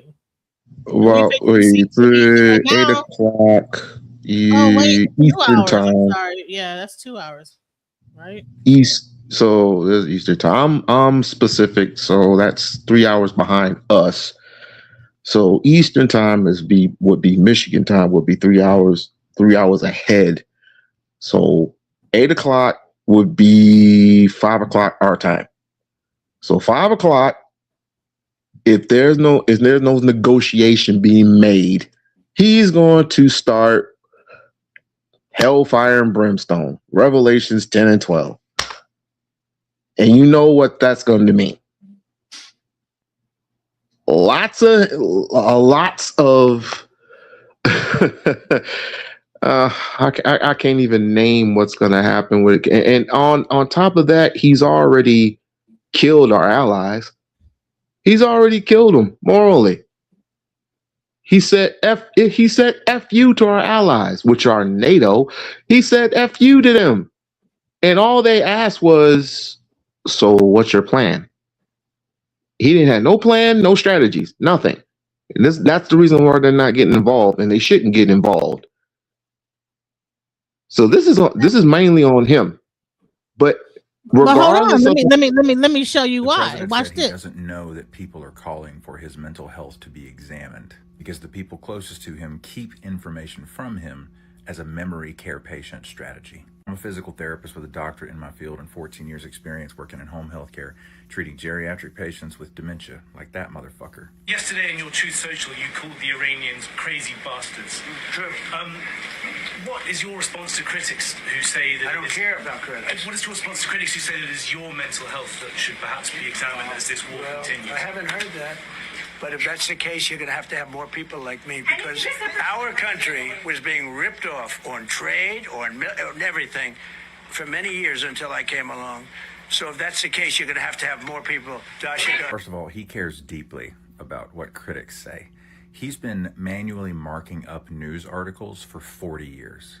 He will call media outlets since the 80s and correct them on what they got wrong in an article that was positive towards him, because he is a malignant narcissist. Now, he says he hasn't heard any of that kind of talk. That's because the people closest to him curate the information that actually gets to him, in the same way that all of his information about the war in Iran comes from a 2 to 3 minute montage video, Call of Duty style, 360 no-scope stuff.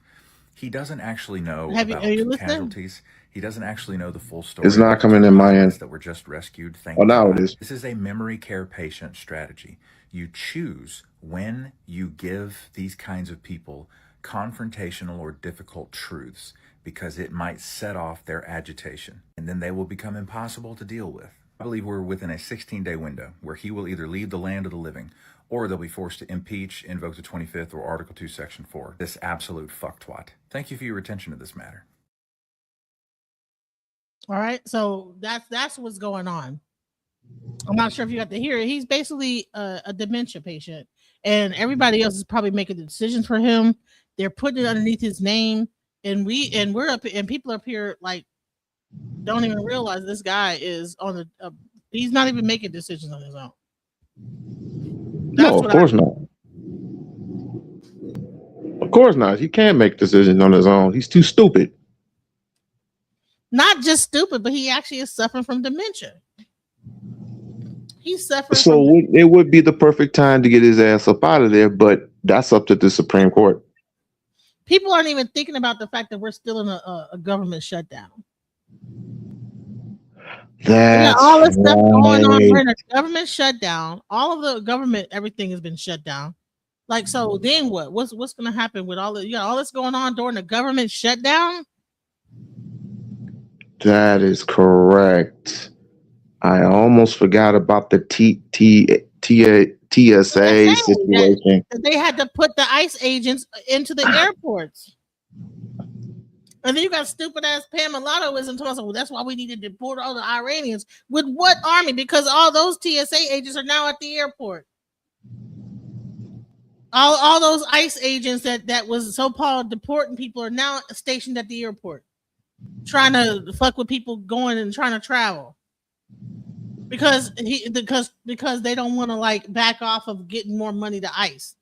Because he wants his military group, that he wants them to be the military and the new government over everything, like the new law enforcement, unified law enforcement across the board. And the Democrats that they hate so much don't want to let that happen. They don't want to put no more money in the ICE because we need health care, we need other things. All this other stuff. Oh, the Democrats, listen. You know what they need to do. And I hate saying this, I really do, but somebody needs to bug JD Vance, the vice president. If he doesn't do something soon, we're dead. I think that they just, that's what they're trying to do. They are trying to run this into the ground and put him into power. Let's go. Every bit as important as World War II. The Battle of Gettysburg, the Civil War. Over 51,000 casualties in that one battle, about 3.5 days.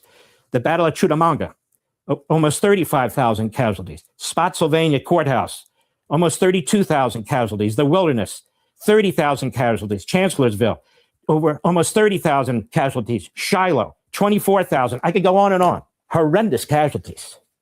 Crucially important wars. Do you see what he's implying here, man? It's not subtle. It's not subtle. Say, look, to avoid that, we can do. There's something we can do to avoid that. Press that big red button, bitch. Now, this is a crucially important military operation, war, call it what you want, peace mission. And we ought to be celebrating the success of our military, unifying around our military and our commander-in-chief, and urging them to complete the task so our country is safe from nuclear weapons by insane, suicidal primitives from the 7th century. Insane, suicidal primitives from the 7th century. Now, this is his language, knowing full and damn well that the first day of the war, we bombed a little girl's elementary school and killed like 170 people. Hello? I'm here.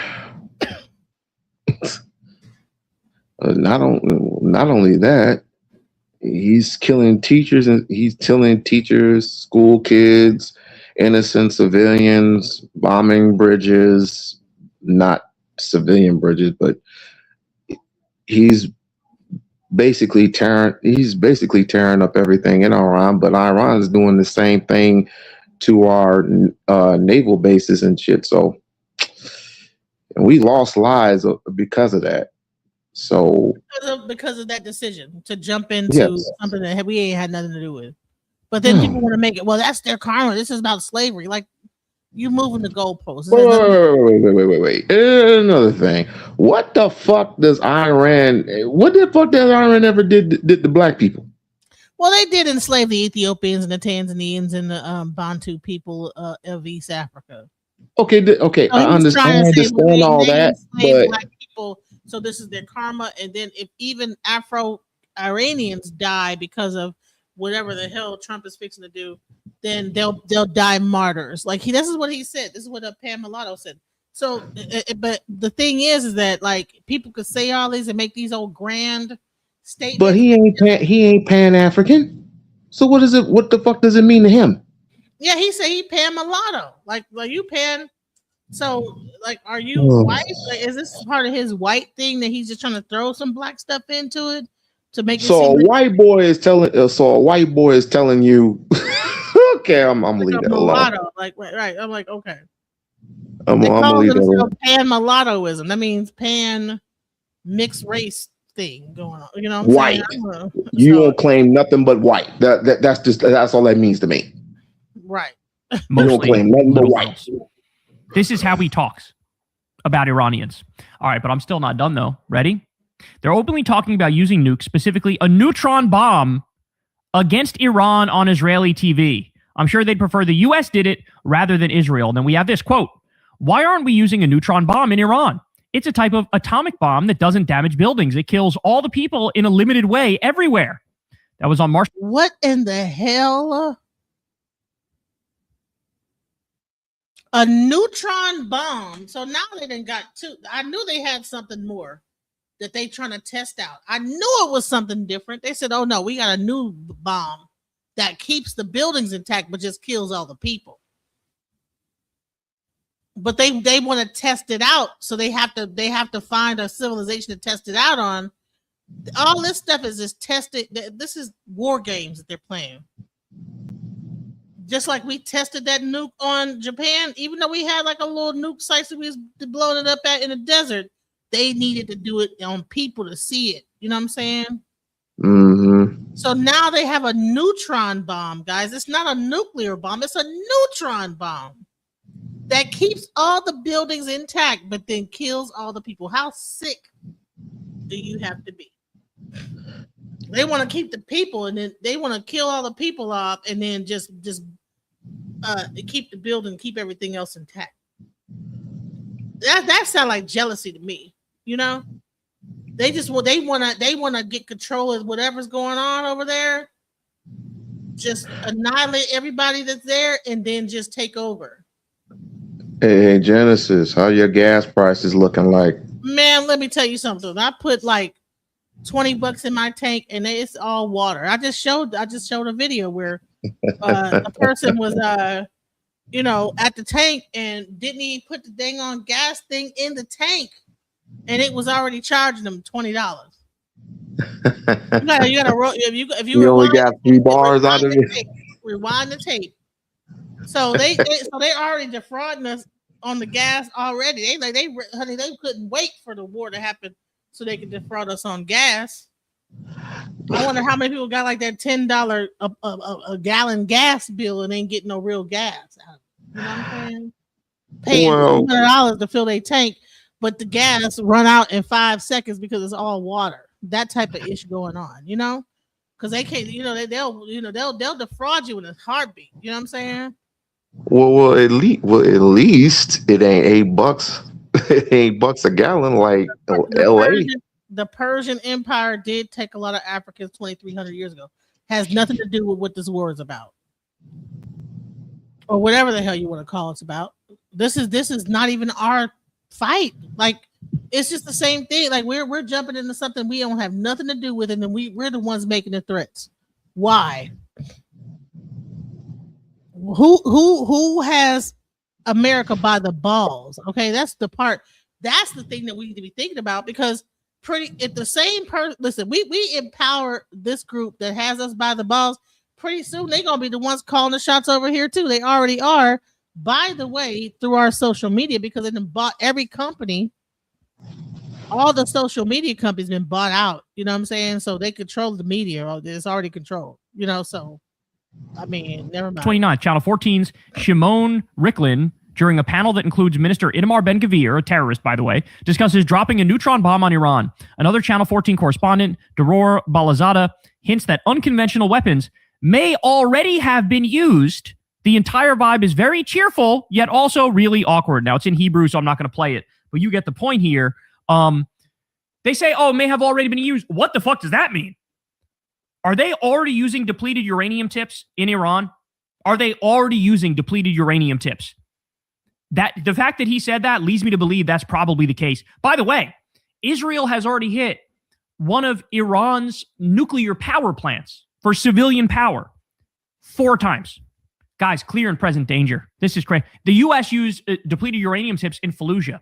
To this day, there are widespread birth deformities and all sorts of cancer-related health issues because you literally just like poisoned this area forever. Okay? Depleted uranium tips are fucking satanic. And the fact that he said, maybe we've already used, that leads me to believe they fucking are. But they're talking about a fucking neutron bomb, man. They're talking about a neutron bomb, bro. Do we have another one here? Quote, I think there are only 2 ways to achieve total victory in Iran. One way, which seems less realistic to me, is an invading army Normandy-style invasion or non-conventional weapons, TAL or non. What the fuck is a neutron bomb? I need to look this up. What is a neutron bomb? What is a neutron bomb? And how does it work? So a neutron versus nuclear.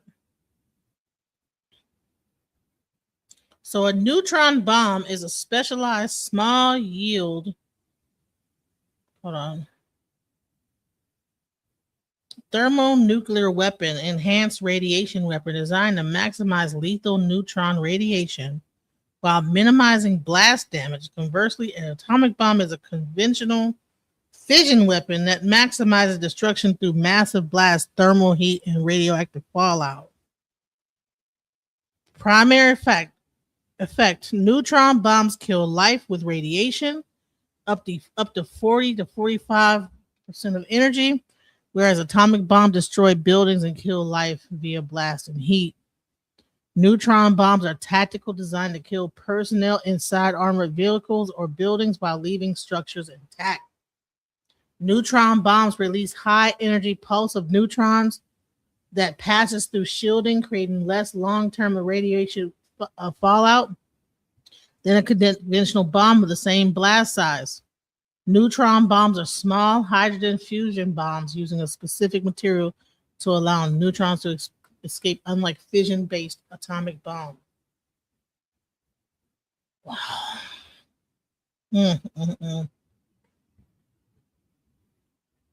While neutron bombs are designed to leave buildings standing, their explosions are not clean. They still create blast and heat, just significantly less than a standard nuclear weapon. Wow. It's called an enhanced radiation weapon. So, yeah. We thought it was about a nuclear bomb, but it could be a neutron bomb. you guys. Wow. And we probably wouldn't think it was a big deal because, we wouldn't see that blast and that mushroom cloud and all that stuff because that bomb probably doesn't have the same effect. It just, wow. On formerly of Intelligence Unit 504 calls to nuke Iran 2 nights ago on Channel 14. Another one, Likud MK and Deputy Speaker of the Knesset, Nissim Vaturi, threatens Iran with nukes. Quote, "We have more tools we haven't used yet. No one wants to test us. They have Persian rugs. We have the textile factory. The textile factory is a well-known euphemism for the Dimona nuclear plant." From an interview aired last night on her. Jesus Christ, man. They want to nuke them. They want to nuke them. And we have a fucking president who called for nuking hurricanes in the first term because he thought it would stop a hurricane dead in its track. He's always had a morbid fascination with nukes. And then now he's in a situation, he's the sole person who can declare that we're using nukes, and he's surrounded by absolute psychopaths who are like, yeah, do it. Let's do it. Why not? You know what's so crazy is about Dimona is that when they bombed Dimona, I'm not sure if you guys know this, but there's an entire Hebrew Israelite settlement right next to that nuclear power plant. And they already have attacked Dimona. Hold on 1 second. They already attacked Dimona already. And I was actually one of the first people to get called when this happened. When they actually attacked Dimona. Because I was actually supposed to go to Dimona for the Passover. For Savior's, I think it was called Savior's Day, but I decided against it and then right after I made that decision,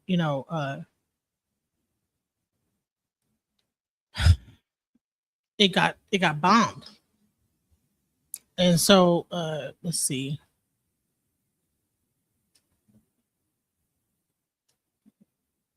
What's it called? I probably shouldn't play it, but they've already bombed Dimona.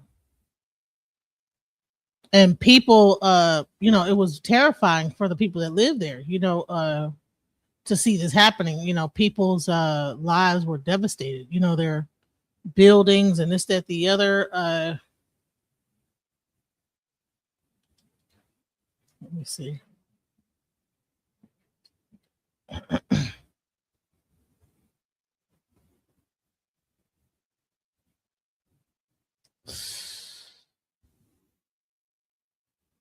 So you could see the whole missile hitting the town. Oh, so that actually happened in Dimona, and like I said, I have friends there. I have people with family over there, and I covered like how this affected them. I mean, Why you have don't people Americans- like saying, stuff like, "Oh, it's just karma. It's no big deal," but there's human beings that live in these places. Like this whole war, hold on, is just, let me see. Let me find the video. All right, so this was me when I actually, because my channel was down at the time, where I actually covered it. I actually covered what happened in Dimona. This is how serious it is, because people could easily get up here and say whatever, and you just become martyrs. But when you know that there's people, people living over there, it just is. It's a different feeling. So let's go. So this is like a sad news. I mean, I have been doing a lot of shows with the Hebrew Israelites in Dimona, and right now it's a really serious situation. And I really wanted to say a moment of prayer to those people that are in Dimona, Israel, because Iran just struck. They're right outside their city, and it like pretty much have destroyed a lot of buildings. I'm going to show you some of the damage that's happened. We're gonna see the actual bomb, and so people are right now in bomb shelters right now, hiding out. This is not a drill. This is not a joke. So if you have any family in Israel that are like living in Israel, please, if you can, check on them, because this is it's really serious. What's happening? Hold on.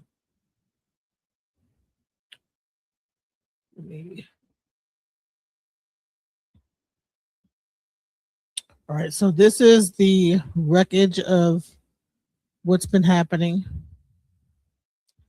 This is the building that's been hit over there. As you can see, like, people are being carted away in wheelchairs and stuff like that. This is like the aftermath. Let's see. So this is like one of the buildings in Dimona. Let's go. Oh my God. I can't care at this point. Oh fuck. Oh shit. This is my shop. Come on, Sonny. Come on, let's go. But Nisi, what we gonna do? It's gonna be full of rats. Oh shit. Nisi, what we gonna do? This place is gonna be full of rats. Let's close the door. Close the door. I don't know. Oh fuck. Oh my God. I can't care at this point. So as you can see, like, it's really serious.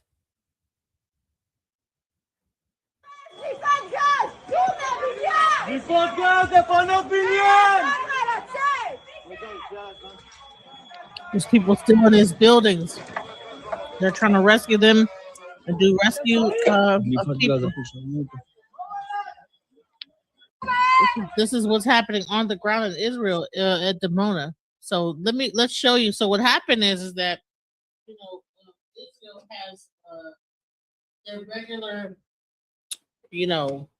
their regular bombs that would stop a missile, but I guess one got through. Let's see how it happened. Let's go.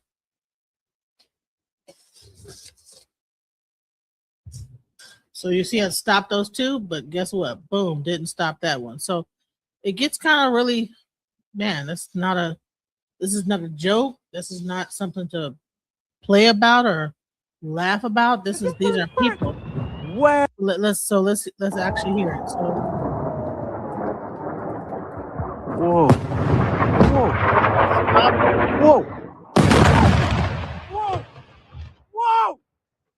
About.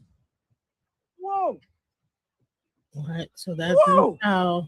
About. This is the first part. Wow. That is crazy. Wow. Whoa.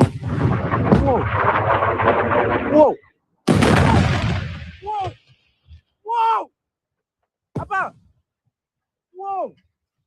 Yep. So that is what is happening in Dimona at this moment. We're getting more information as time goes on. Mighty Hebrew is on this channel right now discussing the situation. His family's over there. It's really, I mean, I my heart goes out to those that are in Dimona that have family over there. And I pray that they make it through. I wish that my channel was up so I could really cover this, and really let people know what's going on. But right now, it's pretty, my channel's down at the moment. But this is what's happening, guys. Please say a prayer to those families in Israel, because this is like the situation. This is the first part. Wow. That is crazy. Wow. So once again, that was one bomb that hit. But the thing is that they're still hearing bomb sirens as we speak. So it's not over. We don't know what the outcome is going to be. Mighty Hebrew's family is still hiding in bomb shelters and hearing like the alarms of the bomb, like alarms. So We don't know exactly what's going to happen, but please pray for his family, his wife. And also I have other family members that are over there. My friend Kelly and her grandma. Her grandma's over there. She's 96 years old. So far, there's a few facilities that have been destroyed. They're I think it's like a clothing factory. I think also one of the leaders' houses have been destroyed. So this is not just a thing where it just hit somewhere close. It actually hit somewhere close enough within that a building in that area, and it kind of like just ricocheted and hit other places, all that whole area, the whole compound. I know in May they're supposed to be having a Savior's Day. I think that the gym, its ceiling has been blown off. There's a lot of damage to Demona right now. So I just want to let people know that they should like just pray for the people inhabitants of Demona. Very peaceful village. You know, Stevie Wonder has been there, Michael Jackson, Whitney Houston. This is a place, it's called the Village of Peace. They're a very peaceful place. So for them to attack whoever it was that attacked that village, I don't understand why they would do that. So I want to like just I just want to like give a quick update on what's going on. I think it's kind of messed up what they did. These are peaceful people that have nothing to do with this conflict, and to do this is just terrible. So for those that are not aware of what we're talking about, the Village of Peace in Demona, which is where the African Americans from the 60s left America with Ben Ami to move to Israel, has been attacked by either Iran or somebody. Somehow it got attacked, missiles hit it, and now it's a lot of damage. People are right now hiding out in the bomb shelters, and looks like they're still hearing the sirens. So it could be a thing where they're waiting all night, and hopefully they won't know when, if another attack is coming or whatever. So this is really not a joke. Anyone that thinks it's a joke, this is serious, and I just want people to realize how serious this situation is.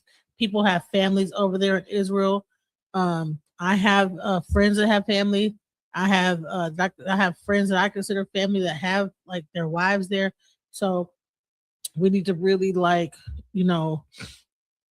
address this with some level of decorum. This is not a joke. So if you can, please reach out to me if you want to hear what I wanted to just show what happened a few days ago. Now, with this whole thing with whatever Trump decides to do, which he is going to do, and we're in an hour and a half where this thing might go down. And I really pray for those people in Iran, the black people in Iran, all the people in Iran that might suffer due to this. I pray for them, and I hope that you guys pray for them too. All the people, not just the black, I'm sorry, but all the people of Iran, that have family. I could only imagine how I felt when I heard that they had bombed Demona, and I know people that have families over there. We need to have more care and love in our hearts, So let's continue with the show. Let's go. Again, I still don't know how I can sound the alarm any stronger, but I don't know if people are getting it. I don't know if they're getting it. He's got to be impeached. He's got to be removed. He's got to be arrested. This is completely and utterly untenable. Hey, y'all, do me a favor and like and subscribe. It helps out big time in the algorithm. Click the bell as well for notifications when videos drop, and watch that. Please support Secular Talk. That's his channel. He gives really good information and stuff like that. So if you guys get a chance, I mean, this has been a show I didn't want to have to do this show. I don't want to do a show that's talking about nuclear fallout or neutron bomb fallout or whatever the heck it is. Whatever they decide to use over there. But clearly, Iran must be winning for us to have to resort to such heavy measures. They must be winning. They must have a tactical way of doing stuff that we was not prepared for when we began to attack them. And now we have no choice but to do some wild-ish. Know what I'm saying? So I'm gonna take a break from this. And listen, keep your make sure that you subscribe here, because I'm talking to some priests in the E5 that are going to do some divination about this situation. And if they are able to discern something that we might not know of, they're going to come back. If I don't come back tonight, well, I probably will come back, but it will probably be with Mel Watching the World. But I might come back sooner to reveal some of the information that comes out in this divination that gets done. But I thank you guys for sticking with me. Those that did, thank you so much. It's been three and a half hours. Much love. Peace.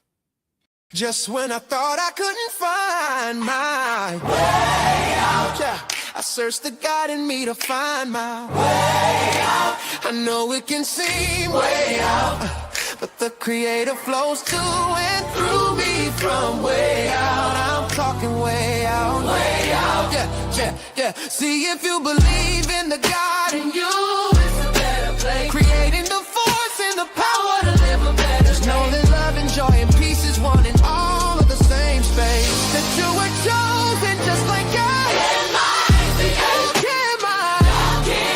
Your energy. That's right. Only you can make the change. Shine your energy. Shine so bright from darkness to light. Yeah. And you'll find your way.